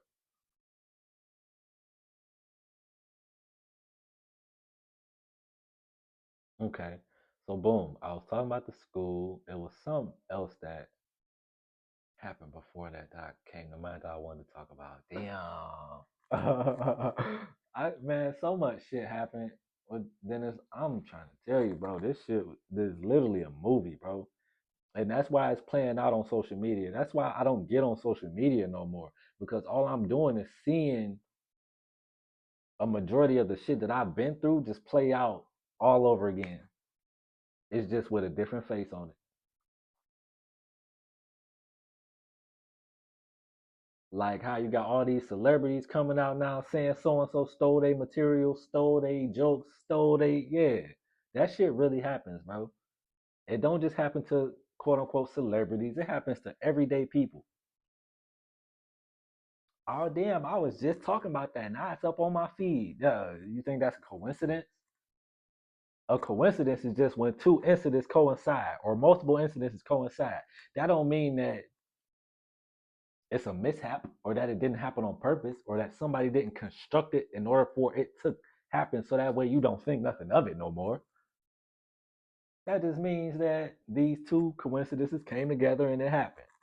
It's still a happening. That's somebody still potentially stole your shit from you or is listening to you. I'm still putting this out. I don't care who listening, bro. It's what it is. At this point, it just don't even matter no more. Because this whole go along to get along shit is terrible. Like, not saying that I'm participating in it, but if the majority are participating in it, then unfortunately, it's gonna be a much steeper hill to get up. Like for real.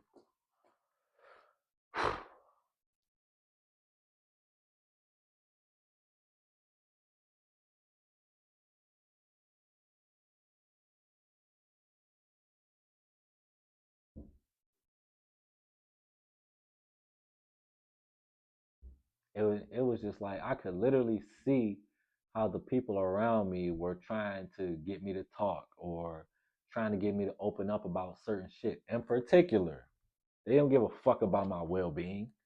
They just wanted the information they wanted so they can make themselves look good. And it might sound some type of way saying that, but bro, this shit really happens, bro.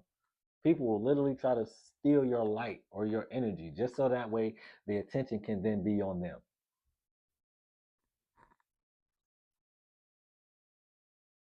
And that shit just lame to me, bro.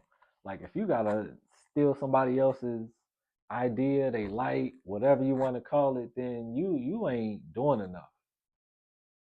You haven't experienced enough. You need to get uncomfortable. Because this past 5 or so years have been very uncomfortable. But I've gotten comfortable with being uncomfortable.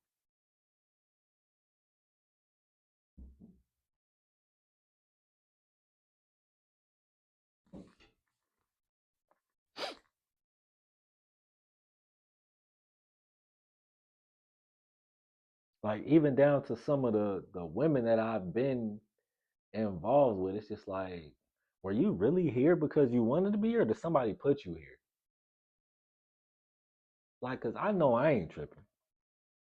Cause I would literally text somebody something on my phone, and the next thing I know is right here in front of me. Like, hold on, you watching my phone, bro? It's called an iPhone for a reason. They have an eye on you. Um, but yeah, invest in that Android too, man. If you got to get both, get an iPhone and an Android. Because this society will literally steal from you and then put it in your face to subliminally show you, oh, you're not the only one that thinks like this. And they stealing from people, bro. It happens every day.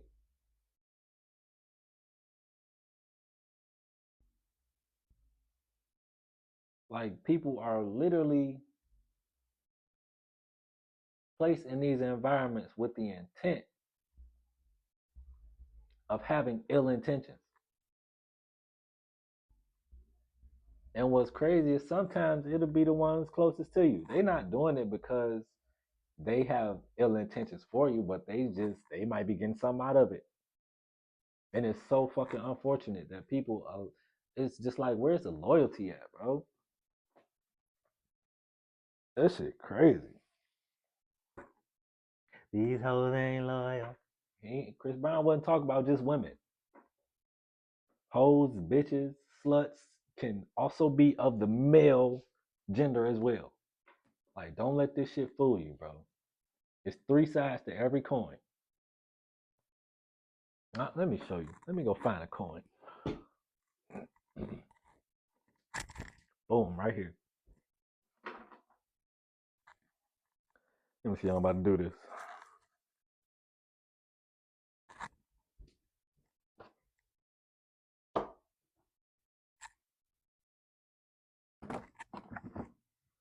So when I say it's three sides to every coin, right? Just peep what I'm saying. You got heads, you got tails. That's your two sides. That's what people think is the two sides, right? I hear you. So if I do this, let me know what side it's spinning on, the first or the second side. Is it spinning on heads or tails? Eventually it's gonna come to one side because it has to. That's just polarity. It eventually has to come back to that center point. But in the point while it's spinning, it ain't on the first or second side. It's on that third side. It's three sides to every coin. Don't let nobody shortchange you by making you think it's only two sides. It's much more than that.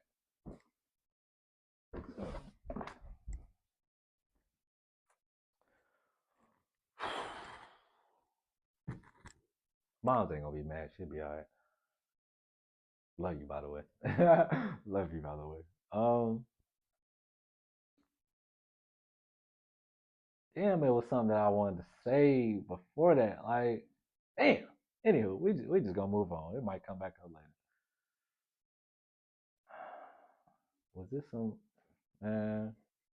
Yeah, some weird shit be happening when you encounter people. uh,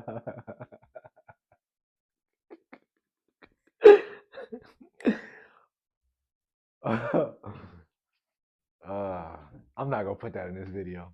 I'm not. I'm not. That's that's some other shit. Anyway, let me see what else happened after that.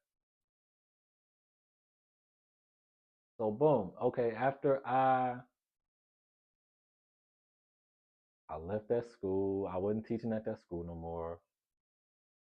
This is around the same time that I was pretty much leaving out of that studio apartment because they was on some. You can't be letting other people stay here. I'm pulling myself up by my bootstraps. Let me work, bro. I ain't doing nothing immoral. Let me be.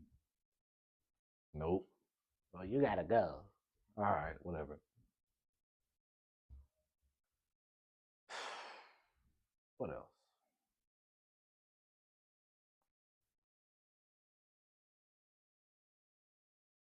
If you made it this far, man, you the MVP, real talk. Appreciate you. Oh, that's what I wanted to say. So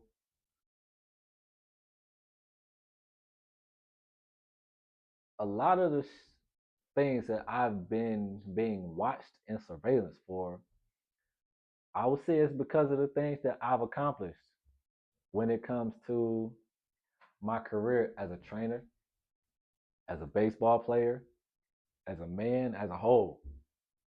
I wasn't supposed to make it past a certain age because I had severe asthma. Made it through that. Like, man, thank you, Ma, for taking care of me and everybody else along the way that helped. My grandmother, my sister, the rest of my family, my grandmothers. Let me be a little more broad in that terminology. Even the ones that didn't want me around when I was around. Thank you. You molded me. Um, anywho,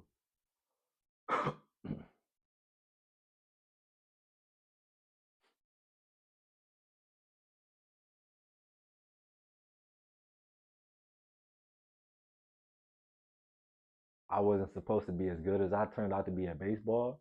I didn't start playing baseball until I was going on 14.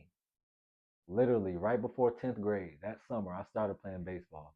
Was that the summer I lost my virginity to? Hell yeah. My mama cried the shit when I told her. That was funny. Yeah, I wasn't one of those. Oh, we was fucking in middle school. Nah, y'all wildin'. Y'all wildin'. But hey, your best life. Do your thing. Do your thing. Um, I wasn't supposed to be. I wasn't supposed to be starting in high school, but by the second year of me playing baseball, I was in that rotation. By the end of my high school career, I made all city. I wasn't supposed to do that shit, bro. I wasn't supposed to go off and play travel baseball for no team and getting scholarship money for that shit. But was I concerned about proving people wrong? No. I wanted to prove myself correct. Wasn't concerned with other people's opinions because I don't need your validation. I just need to know how I need to get there and keep climbing. That's it. Boom. Let me see. Before I started playing baseball, was this before? I think this was before. This was like ninth grade or so. I lived in Warren, Michigan. And my introduction to that community that we were staying in, they played football like all the time after school outside. And that became an outlet for me to be more active. And I enjoyed that shit too. Mind you, I played football when I was younger. This it didn't last very long just because of the whole structure of it. You got coaches kissing ass, trying to cater to certain people, and it just be like, no disrespect to nobody, but some of these coaches don't really be coaches, bro. They just be placeholders. But that's another story. That's a whole nother topic for a number of different reasons, personal reasons at that. But let's move on. Um, I remember, yeah, around that same time where I lived in that community, we would go outside and play football. I went and got an eye exam one time, and the doctor told my mom I had like a mole on my right eye. It was more like a beauty mark, so to speak. Oh, well, we got to make sure it's not cancerous. We got to make sure it doesn't grow. We got to make sure he doesn't die. It's just like, it's the first thing y'all result to, bro. I remember my mom's told me about it. I'm like, Mom, I'm not worried about that shit. I feel perfectly fucking fine. Like, stop with that lame ass shit.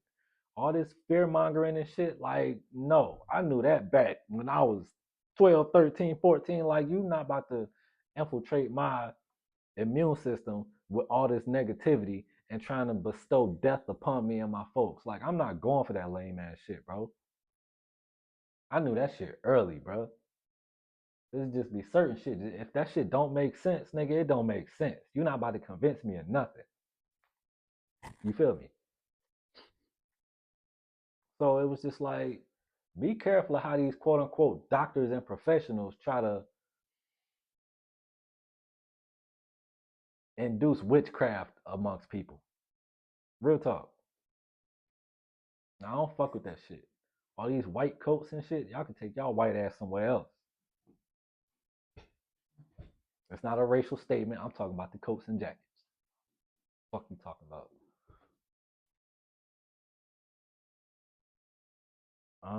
It's a number of other things that I wasn't supposed to be successful at. When I got to college, when I got to that undergrad program, I started cutting hair. I still cut my own hair to this day, and I do a damn good job at it. I cut other people's hair while I was on campus. I was one of the campus barbers, all that shit. And motherfuckers know that. It's a lot of people that know that. They might have forgotten because it ain't happened in a while to them per se, but motherfuckers know. Let me see, what else? It was just a number of things that I was not supposed to be successful at, given the statistics. But who was making up these statistics? The same motherfuckers that's governing the masses of people's mental capabilities. These are the same motherfuckers that's coming up with these numbers and statistics. I'm not going for it, bro. I'm not falling for that shit. I'm not one of your weak ass statistics. Keep that shit. All they do is show you that shit on paper. Oh, this is you. This is the majority. Fuck out of here. Like, I ain't falling for that shit.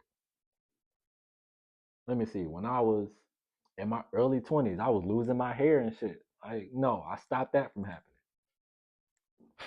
Got my hair to fully stop falling out. I'm good now. I got a whole hairline. I'm gonna show you once I cut my hair. It's tired right now, man. But mind your business. Now what, motherfucker? Ain't gonna sit up here and tell me I gotta get implants. Nigga, all you gotta do is change how you eat. Fuck. Change the things that you consume. Stop allowing people to place certain things upon you that you just, like, nigga, I don't accept that shit, bro. Go on somewhere. Give a fuck about your certification, nigga. That's another thing that really just irks my nerves.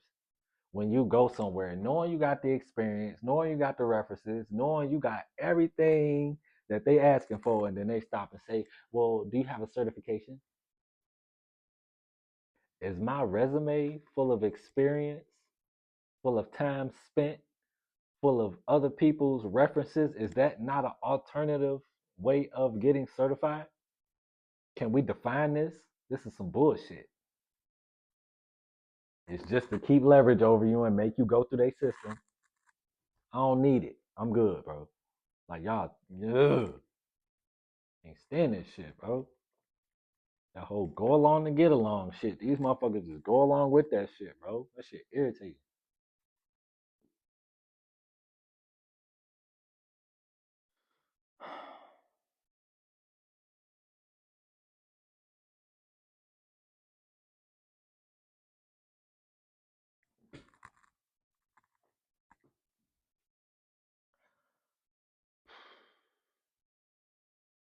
And mind you, this is just stuff that happened in the last 5 years, for the most part.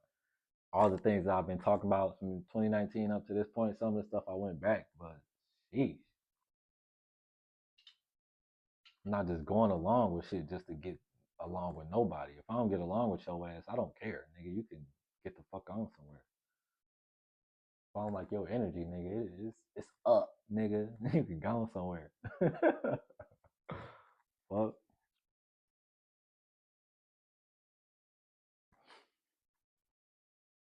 Because the crazy thing is, even while my hair was falling out, I was in like the best shape of my life I had ever been. 170, you feel me? Stocky, straight muscle. I'm squatting 400 plus, bench pressing damn near 300, deadlifting 400 plus. Easy. Leg press, 9 plates on each side, easy. All that shit was easy. But my hair falling out, I can't be healthy. That's like if you go outside and you see all the motherfucking grass is gone. Clearly, somebody ain't taking care of this grass, bro. The grass is to the earth like our hair is to our bodies. If we don't take care of our bodies, the grass goes. So I got the peeping. I'm like, all right, it ain't something I'm doing externally. What am I putting into my body? That's when I really got to paying attention.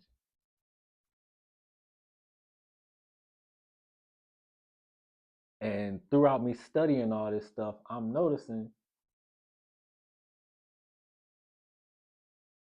it's a lot of substances that we put into our bodies that can hinder our actual fruition as a person and as a being. Sugar, fake salt, not all salt, just fake salt.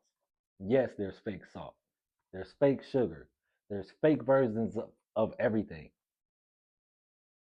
Bread, everything that can be considered yeast or something that don't break down in certain circumstances, that shit is not good for you, bro. And it should not be inserted into your body. It's just simple as that. All the carbonated drinks, all the diet this and the diet that, it still got dye in it, don't it? It's still bringing death to you. Motherfuckers go out every day and engage in these death rituals thinking, oh, well, I don't eat too bad. You don't eat too good either. It's just like you have to define what it is that you see for yourself. Because if you don't stand on something, you're going to fall for whatever somebody else tell you. I've been hearing that since I was in middle school, elementary school. So I know other motherfuckers have been saying this shit long before that.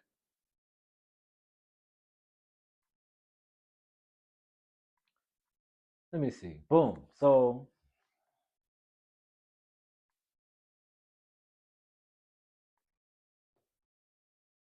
after I got done working at that school, I left that apartment.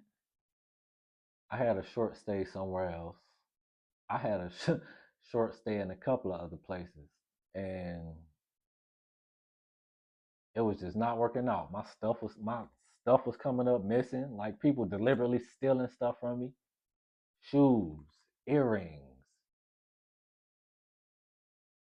you name it. Hats. Like shit was just coming up missing. And I did not like that shit, bro. Like I was losing trust in a lot of people. Not myself, other people. Slowly but surely closing doors, not letting other people in. But for the simple fact that I need a place to stay, I have to let other people in. And it was just like this crossroad that was just had me crossed all the way up, bro. And it was AI that was doing it because it's this artificial intelligence that bugs you and keeps an eye on you and they listen to you. And it's just it's exhausting after so long.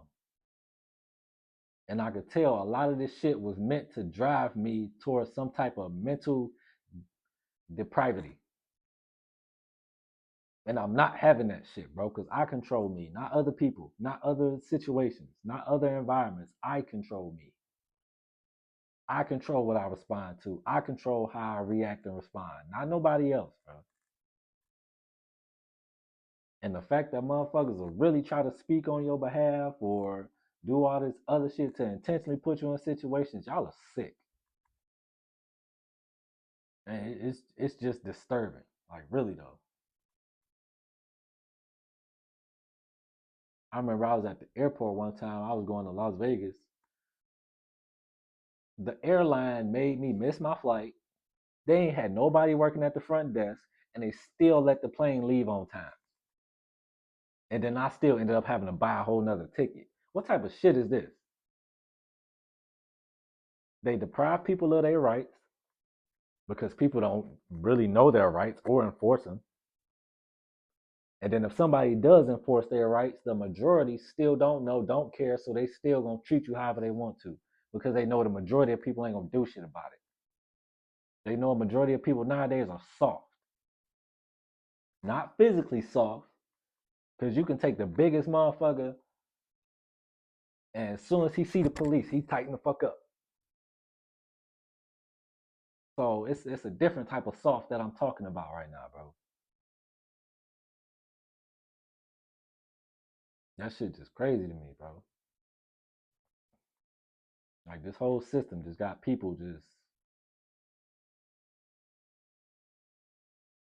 asking for shit. Nigga, you ain't gotta ask these motherfuckers, bro. Do it.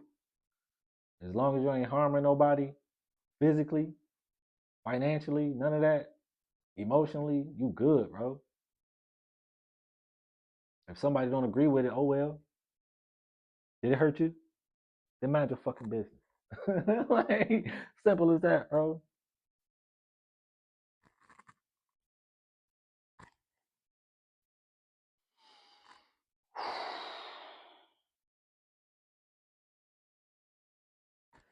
That's what you call a sidetrack. God damn. Okay. So boom. After I get done working at that school and I go elsewhere, I started doing more security work. Boom. More under the table money. I need it. I gotta have it. I gotta get it. Mind you, I'm still brushing up on my skills, soft skills and hard skills, because you never know when you're gonna need one or the other.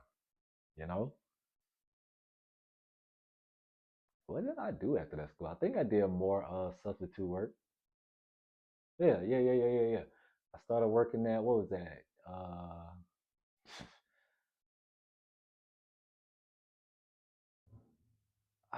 It was this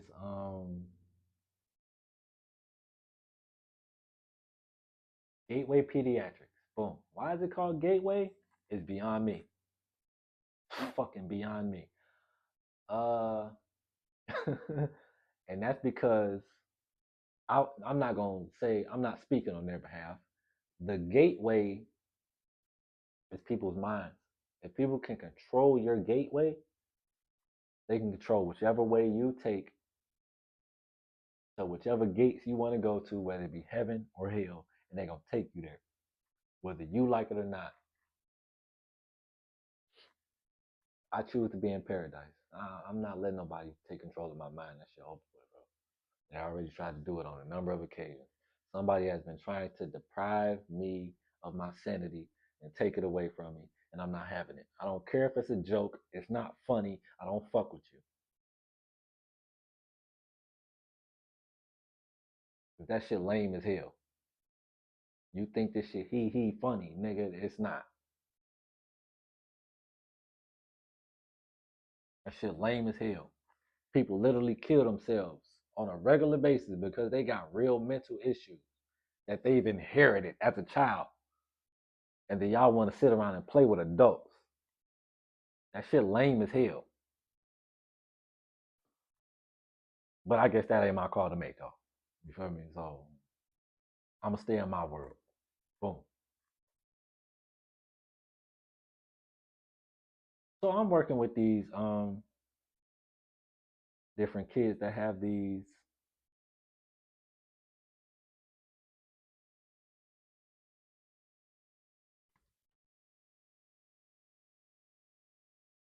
different degrees of the spectrum. And my biggest issue was the fact that I had to be inside all day, bro. I don't like that shit. Why I gotta be inside all day with them? I ain't having no issues. Why they can't come outside with me? Uh, ain't like y'all can't watch me anyway, bro. I remember doing the onboarding process. It was winter time, and I'm motherfucking. I took myself off the Zoom video, and I got in the whip. I'm like, man, I'm about to go get me something to eat, bro. I'm not about to stay here. Shorty must have, Mr. Kane, are you going somewhere? I said, no, I'm just warming up my car.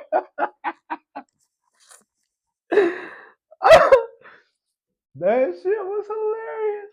Oh my goodness. I'm like, bro, fuck this shit. That shit was hilarious. I'm just warming up my car. You know, it ain't been started in a couple of days. You feel me? That shit was funny. Woo. Man, when like a lot of funny shit happened in these last few years, man. The good and the bad, man. Make the truth, and the truth will set you free. Um,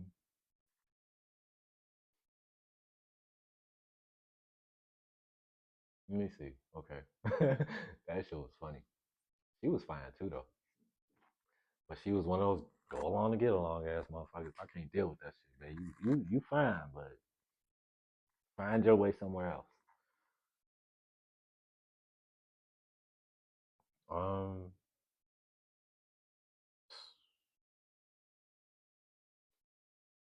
certain shit I don't even want to talk about, but fuck it, let's get into it. So in the midst of me, let me see. Once I left that studio apartment and I left that school, it was pretty much house hopping, couch after couch, motel.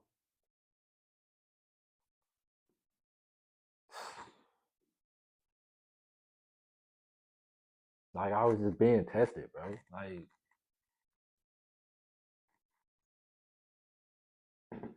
by who? Those that govern the masses. Why? Because I refuse to fail. I don't put limits on myself.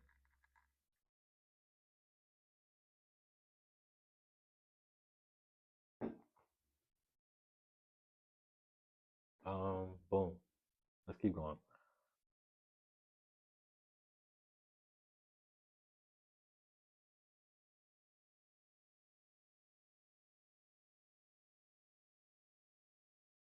So the last whip I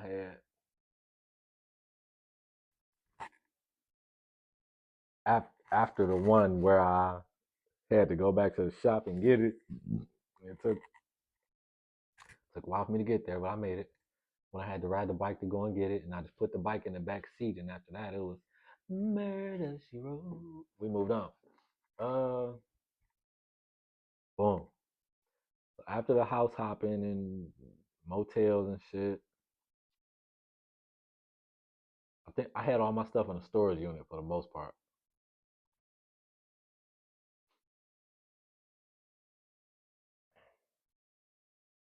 I don't know how I made it through this shit, bro. Like I swear it was just day to day, bro. Day by fucking day. One day at a time. I could not get too far ahead of myself. Otherwise, I would have fucking went crazy, bro.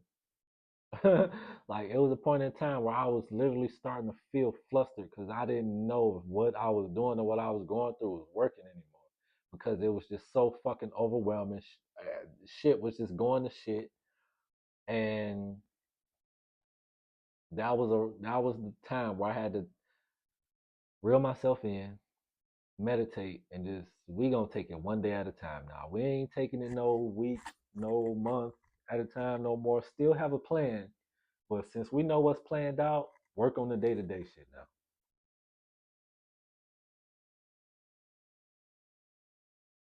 At this point, I still don't know if this shit that I'm dealing with intentionally and unintentionally is gonna end because I know who I am.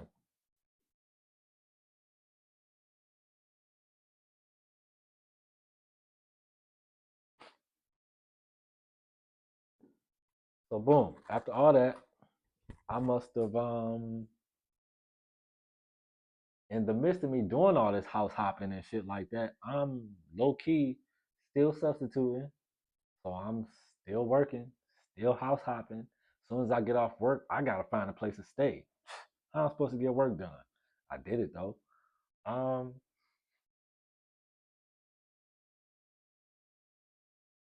I started working with DPSCD as a contractor to teach physical education and nutrition. That's one of my videos up on my channel where you see me working on the board. You'll hear a lot of different kids in the background and whatnot. I should have recorded more of those, but I'm glad I didn't. I'm glad I didn't. Because I could already see, like, when I stopped doing that, they tried to follow it up with somebody just like me and it didn't work out. I was like, oh, okay. Okay. After they told me they ain't need me no more. Yeah, okay.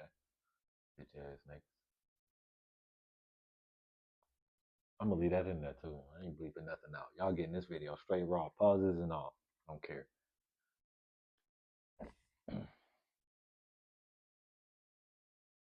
What's crazy is when I started doing that, I was going to, I was damn near going to a different school every day for 6 weeks at a time. But throughout those same 6 weeks, it would be the same school for 6 weeks. Kids loved me. The kids loved the work that we were doing. They loved the tastings that we were doing as far as if I'm showing them nutritional value, also I have to show them what it tastes like. So I'm moving from house to hotel to couch. I'm prepping this food, having to go buy the food. Bro, I don't know how I got all this shit done. But instead of whining and bitching and complaining about it, I just fucking did it, bro. Because all motherfuckers really want to see is how you gonna stand the test of time. Is he gonna whine and bitch and complain about it? Is he gonna give up? Or is he gonna keep going? Still here, right? Let's move on.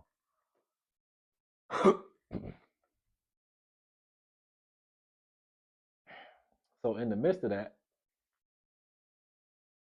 in the midst of me doing these different classes and whatnot, life was not slowing down. I still didn't have a consistent place to stay.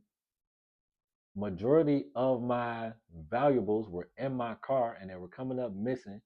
How? I guess the people that I was having around me, I guess. And that's, hey, sometimes you gotta turn that circle into a dot. It is what it is. Um, I'm not saying that like I don't have other people around me still, but that was just like an example. Sometimes you just gotta locomo solo. You feel me? It is what it is. And don't get me wrong, I'm still very grateful for everything and everybody that got me to this point. But y'all also stressed me out. Luckily, I ain't stressed all my hair out though. You feel me? Huh. Figured that shit out. Because if I was to start calling myself a doctor, oh, that'll be a legal issue. That would be an illegal issue.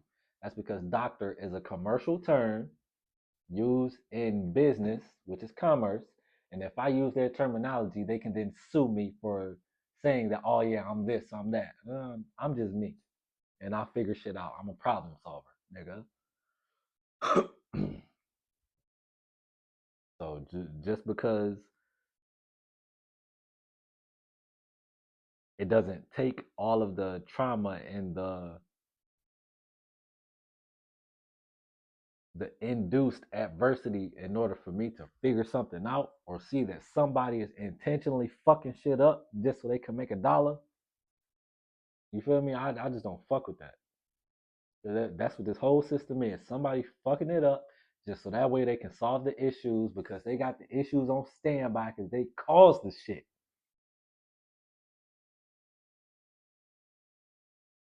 It was meant to be governed that way.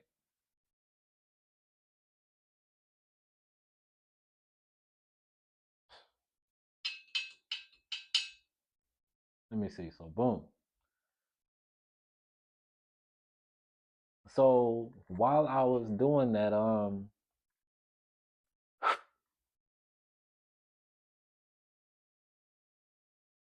it was called the PE Nut program.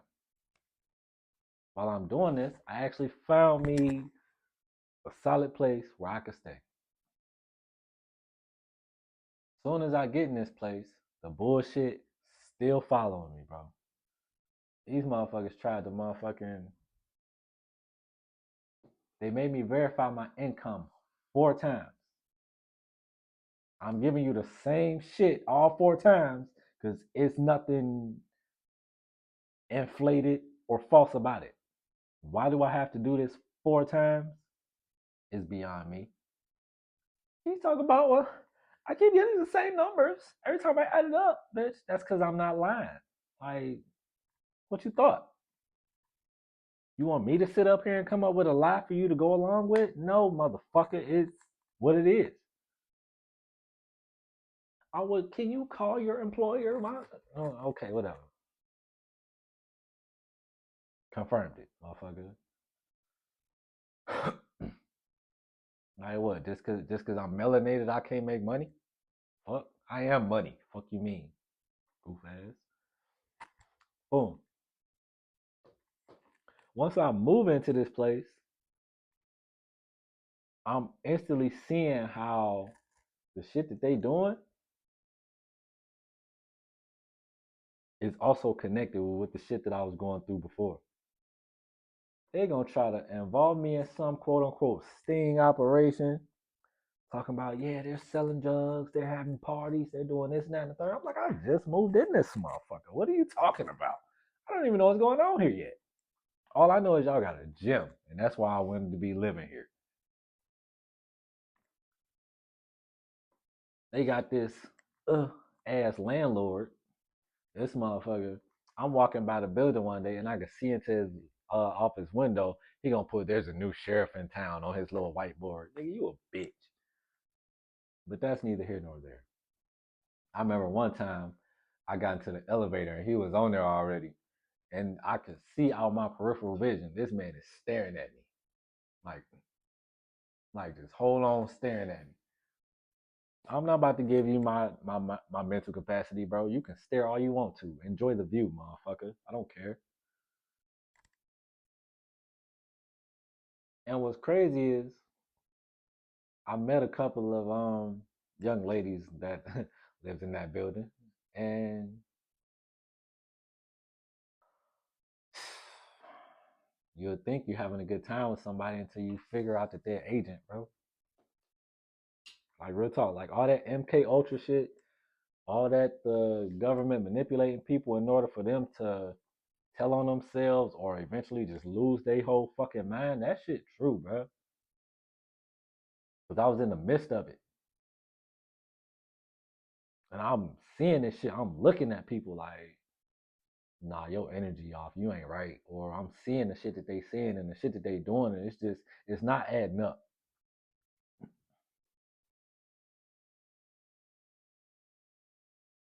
Just wasn't adding up. Like I would leave for X amount of days to go and umpire baseball, then I come back and it's some shit that's just out of place in my apartment. And I got video of that shit too. I got video of that shit. I got documentation of them trying to put me out and then saying, "Oh no, you can stay," because they knew they was wrong. They knew they was wrong. And I wasn't about to feed into it or get out of my element just because y'all want to be some bitch ass niggas. I'm not doing it. The landlord trying to intimidate me. The motherfucking like somebody was literally going into my apartment and just doing shit on purpose, bro. Like before I left one time to go out of town and umpire baseball, like I took a video of the whole entire apartment. Bro, I'm talking about the floors, the walls, the ceilings, where my stuff was. Videotape the whole thing. And when I get back, it's like these two holes up on my wall. Like you would have thought somebody hung up a damn poster or something. I'm just like, record that. Okay. So somebody literally put a note on my car one time talking about get this piece of shit out of here. Like somebody was literally trying to intimidate me, bro. Mad I didn't keep that letter. Cause I got everything else. They gonna try to say that I missed the first month's rent payment. So that was one of the reasons that they wanted to put me out. Bitch, the first month's rent was in the deposit that I put down to even move in this motherfucker. That you lost that argument off top, bro. And they knew that. That's why they ended up letting me stay for the rest of the year.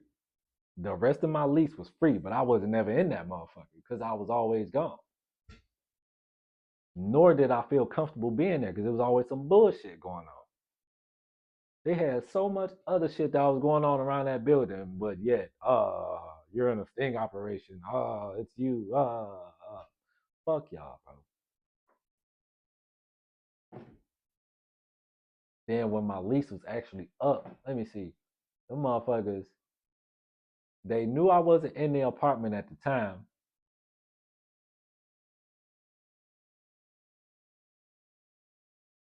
And that's why I say they watching through these iPhones. They knew my phone wasn't in there because I had it with me. And when I get done, I'm low key just on the first level at the gym. So I go back up. It's motherfuckers coming in and out of my shit. I'm like, hold the fuck up. Fuck y'all got going on. So, oh well, your lease is up, this, that, and that, and this, and we have the right to move you. I'm like, all right. I had another iPhone. Somebody stole my other iPhone. They just dumped all my shit in the dumpster outside. It's like that dumpster was damn near there just for me because that motherfucker was empty the whole time until they started putting my shit in it. I'm like, all right, bro.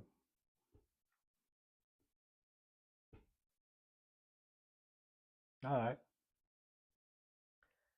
This was just a whole process.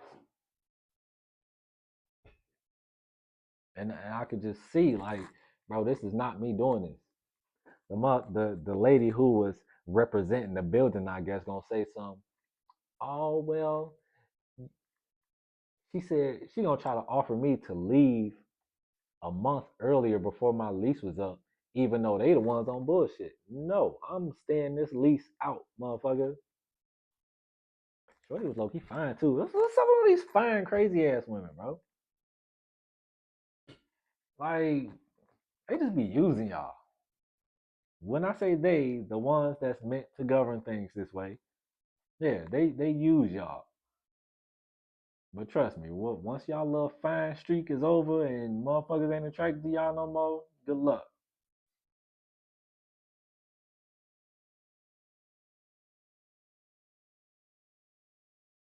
Cause yeah, this shit crazy, bro. And the whole time I was staying there, I feel like those couple of young ladies that I was involved with, they was agents. Had to be. Had to be, bro. For a number of instances. That's just like you had to be there. You had to be there. Because it would be one of those instances like where I said I would be texting or sending an email or on social media, and the next thing I know, that shit right there in front of me through them, and I'm just like, nah. Like my trust was wearing paper thin as this nickel, nigga. That's how thin my trust in people was running, and it's just like, nah, bro. And when people don't know what you going through, they just think you fake or you crazy or you changing. When really it's just like, bro, you don't know what I'm dealing with right now,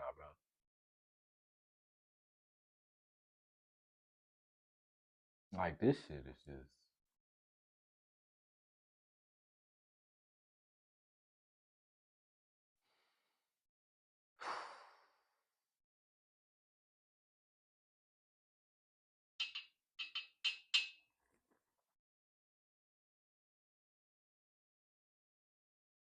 boom. So once things end in in that apartment building, stay there for a year, whatever, boom bam. Uh,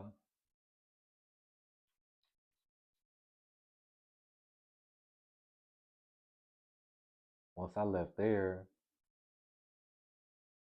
I was usually OT umpiring baseball and shit. So like I said, I was hardly even there. And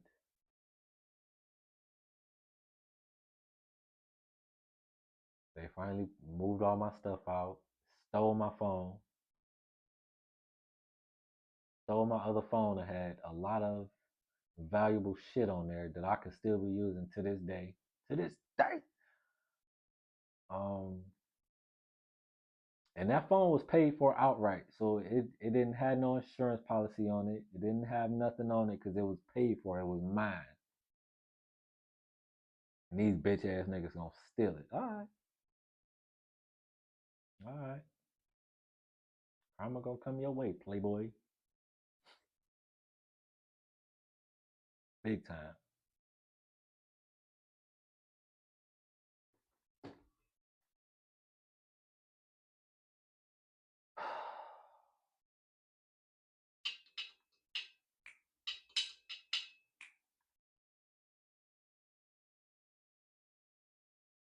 It's just like when the quote unquote powers that be see that you own to something without their help, they're gonna try to enforce themselves upon you. They're gonna try to get you in trouble with the police. Then they're gonna try to pin some shit on you. And it's just when you as real as me, bro, it's not gonna stick, bro. It's not.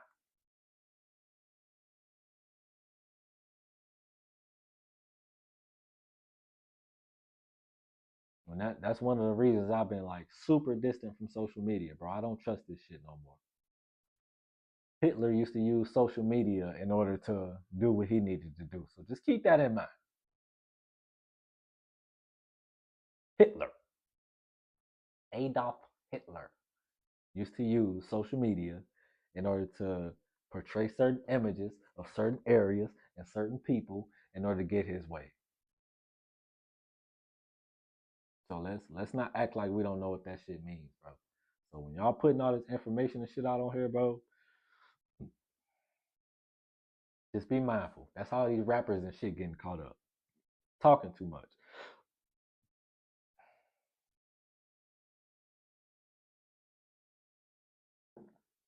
And then with me being a teacher and a CNA and working with these motherfuckers, I have to be super cautious because they damn near know where I'm at all the time. Nah, good on that shit.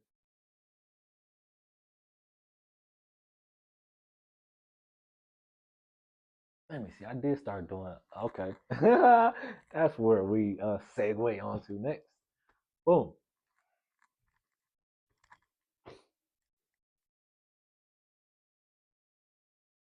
So after I'm seeing this whole school shit is another gateway to some more bullshit. Oh well, if you don't want to further your education, we can't work with you. You got to be willing to further your education. They just want to put you even more in debt, so that way they can have more leverage over you. No, thank you, bro. I don't need to go to school in order to gain experience. How do you gain experience by sitting in a classroom and letting somebody tell you something that they ain't done in Lord knows how long, if ever before? It don't make sense, bro. It doesn't. It's just a way for them to make some money. The ultimate hustler is the government, bro. They are the ultimate hustlers. You can call it whatever you want. That shit is a crime syndicate. They literally extract, exploit, embezzle anything that is of criminal activity. That's why it's called the criminal justice system. It's justice for the criminals.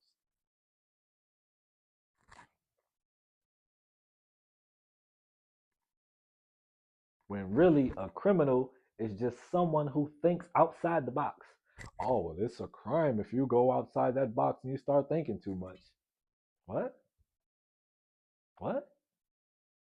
Come on, man. It's just like everything that I've been faced with these last 5 years has been nothing but adversity. Somebody trying to test me, somebody watching me, somebody trying to surveillance me, somebody trying to police me into doing what they want me to do. No. That's why Shorty said I'm a resistor. Fuck out of here.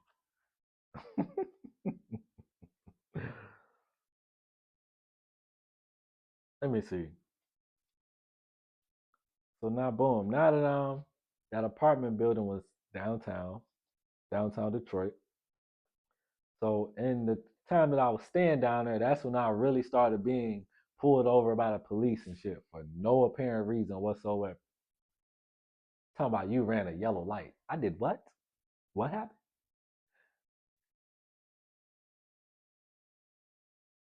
That didn't happen. Like what?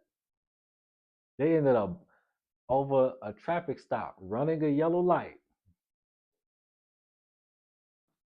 Excuse me, whatever. Um, oh, you ran that yellow light back there. That whole situation escalated to me getting my window busted out, them taking my car, and then me sitting in jail for the entire weekend. I mean, don't get me wrong, I needed some time to woosah and breathe, but damn, it had to happen like this. Like, all right.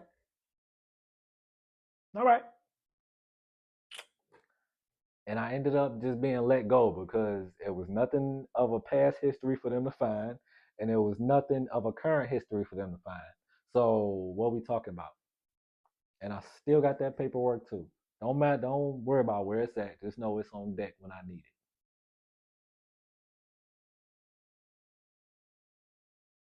Let me see. When else I get pulled over? I was leaving from coaching softball, and this, mind you, he's Hispanic, so he's most likely an illegal immigrant. Maybe I don't know his background. I don't care. This Hispanic motherfucker gonna pull me over talking about some. You got over 2 lanes without using the blinkers, so you just said the first time is okay, huh? That don't make sense, bro. So boom, I lead this practice. I'm on 8 Mile. I'm probably like in the middle lane, not the first lane, but the middle lane. After I make the turn, boom. So I'm here. He most likely was in the area because he knew I was gonna be in the area, or they summoned whatever officer was in that area because they knew I was in the area. They've been watching me. Okay, whatever.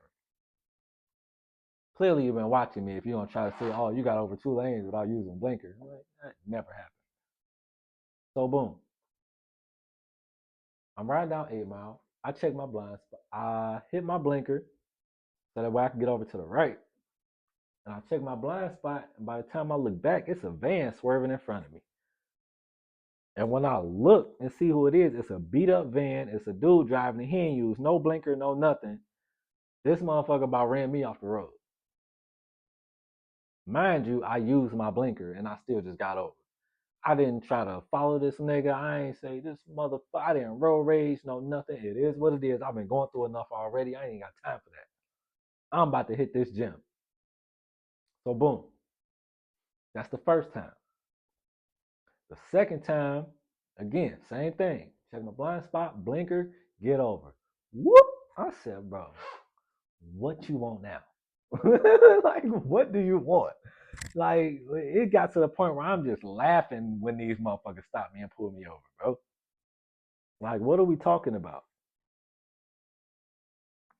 Another cop gonna pull me over, gonna say something.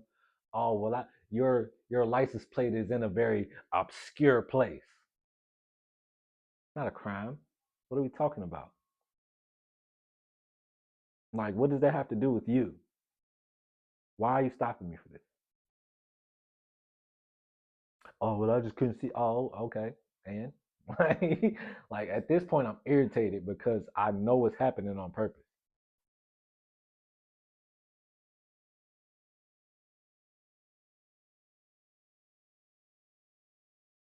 There was another time in there too.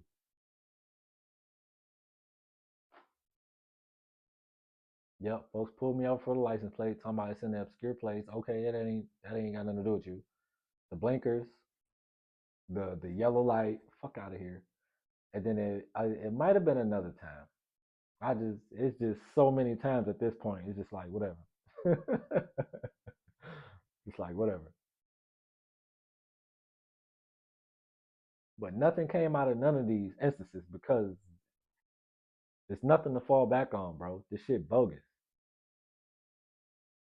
They all resulted from traffic stops. Like, get the fuck on, bro. That shit lame as hell.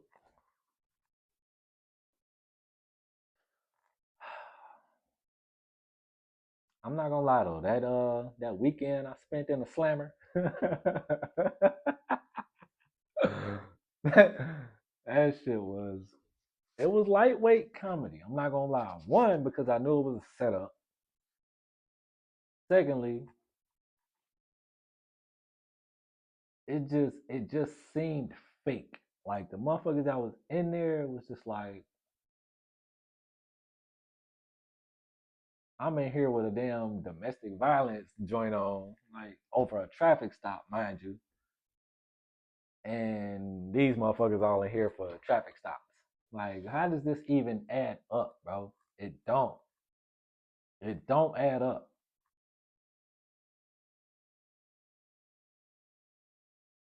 So I kicked it for a few days. You feel me? The food was terrible.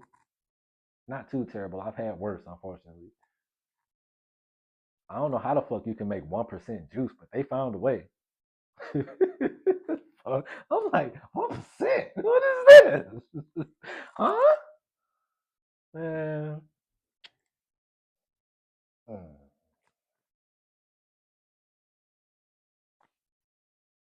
Yeah.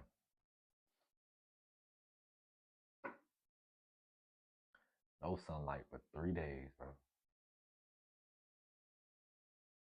That shit was a setup.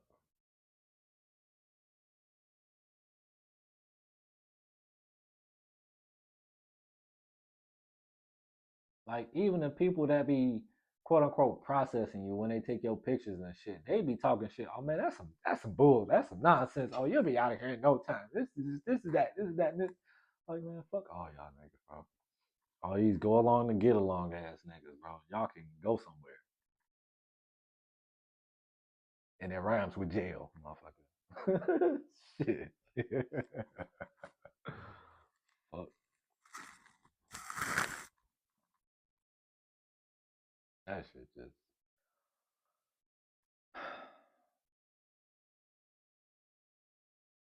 Mm-hmm.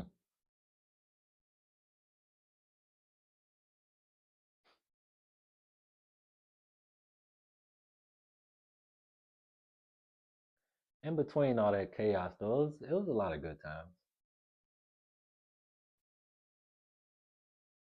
It was a lot of having my guard up too. But at the end of the day, I know as soon as you let that guard down, somebody gonna try you, bro. So you, like, in a sense, you have to keep a guard up. As a man, you have to keep a guard up, bro. It just is what it is.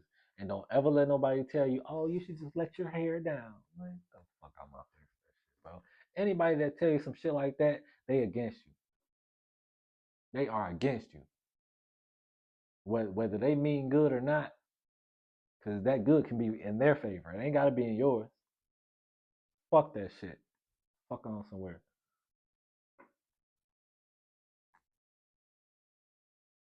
Oh, well, you gotta trust somebody. I don't gotta do shit. Like, what? No. These niggas are something else, bro.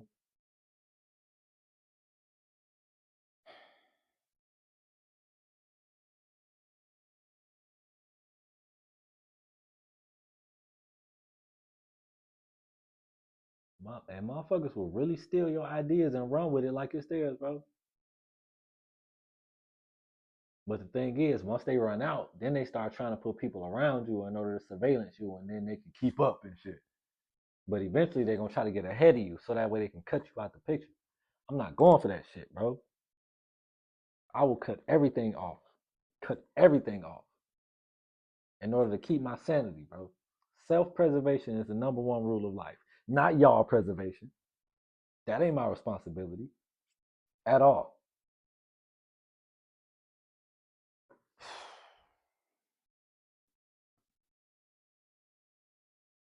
Like, it's just been a lot of proving myself to myself because I'm not proving myself to any of these other motherfuckers. I don't care, bro.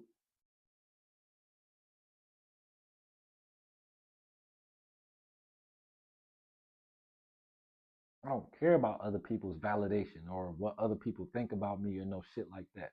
I'm gonna do what I want to do because it's what I feel inclined to do.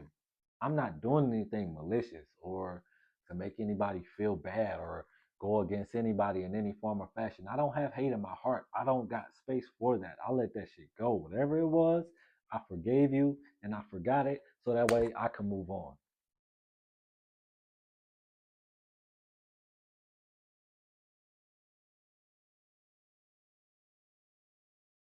It's much harder to travel when you're traveling with a bunch of baggage.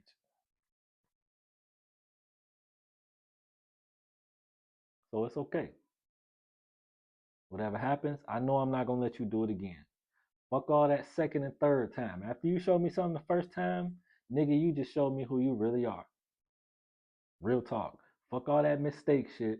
If somebody does something knowingly that it's not necessarily in your favor, the least you can do is let me know ahead of time if you really fuck with me. But if you don't, they don't fuck with you, bro. Mm-mm. Like I literally, I stopped trusting in everything other than myself, bro. I stopped trusting social media. I stopped trusting some of the shit that the people around me that I was even tight with would say. Like, bro, you got to show me. I'm not gonna. Hey, it ain't that I don't believe you. I just rather you make me a believer. You feel me? Like, mm-mm, mm-mm.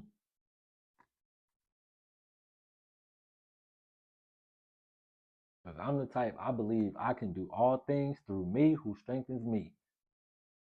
Because I put this fucking work in. I put the leg work in. I did all those push-ups. I did all those burpees. I was in the mirror looking at my shit like, damn, what I gotta do. You feel me?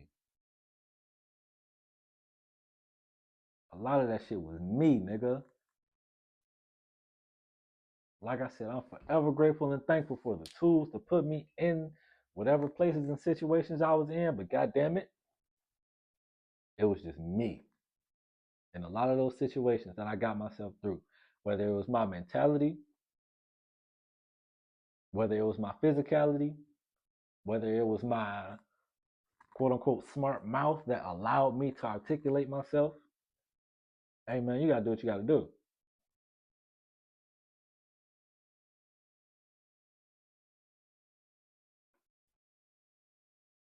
Mm-mm.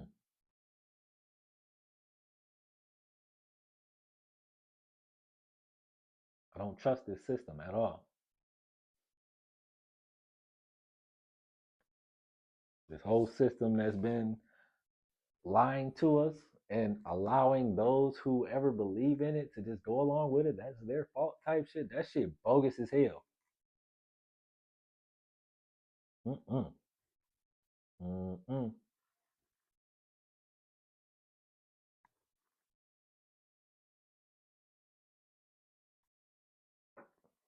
Starting to itch sitting here. Get up. Shit.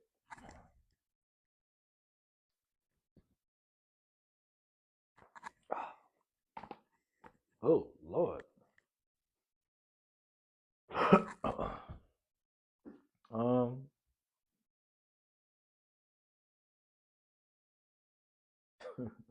I'm not even gonna talk about my most recent work experiences. That we're gonna say that for another day.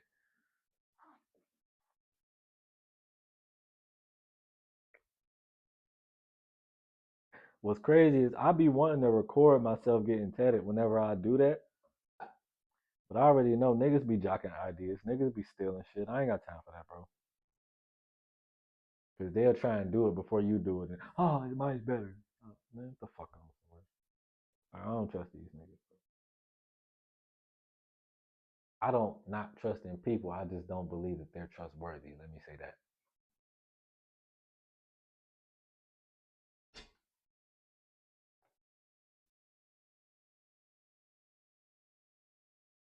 Like, 'cause all the shit that I've been dealing with, bro. Like, I'm one of the most frank people that I can think about as far as how I do and don't feel about certain people and instances and events. Like, I'm gonna let you know. I don't mind at all. Ugh. But if I ain't fucking with you, nigga, you ain't gonna see me. You ain't gotta ask if I fuck with you or not. If you don't see me or hear from me, it ain't cause I don't fuck with you. It just hey, it just ain't for us. It ain't time for us to be around each other.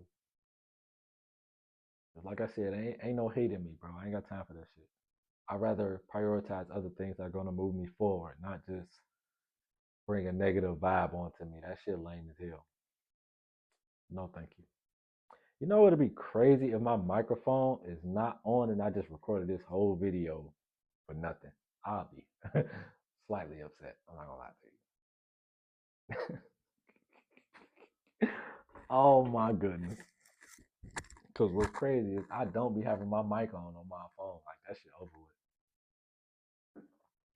Damn, I should have made sure of that. I think I'll be alright though. I should be alright. Cause it would have let me know, right?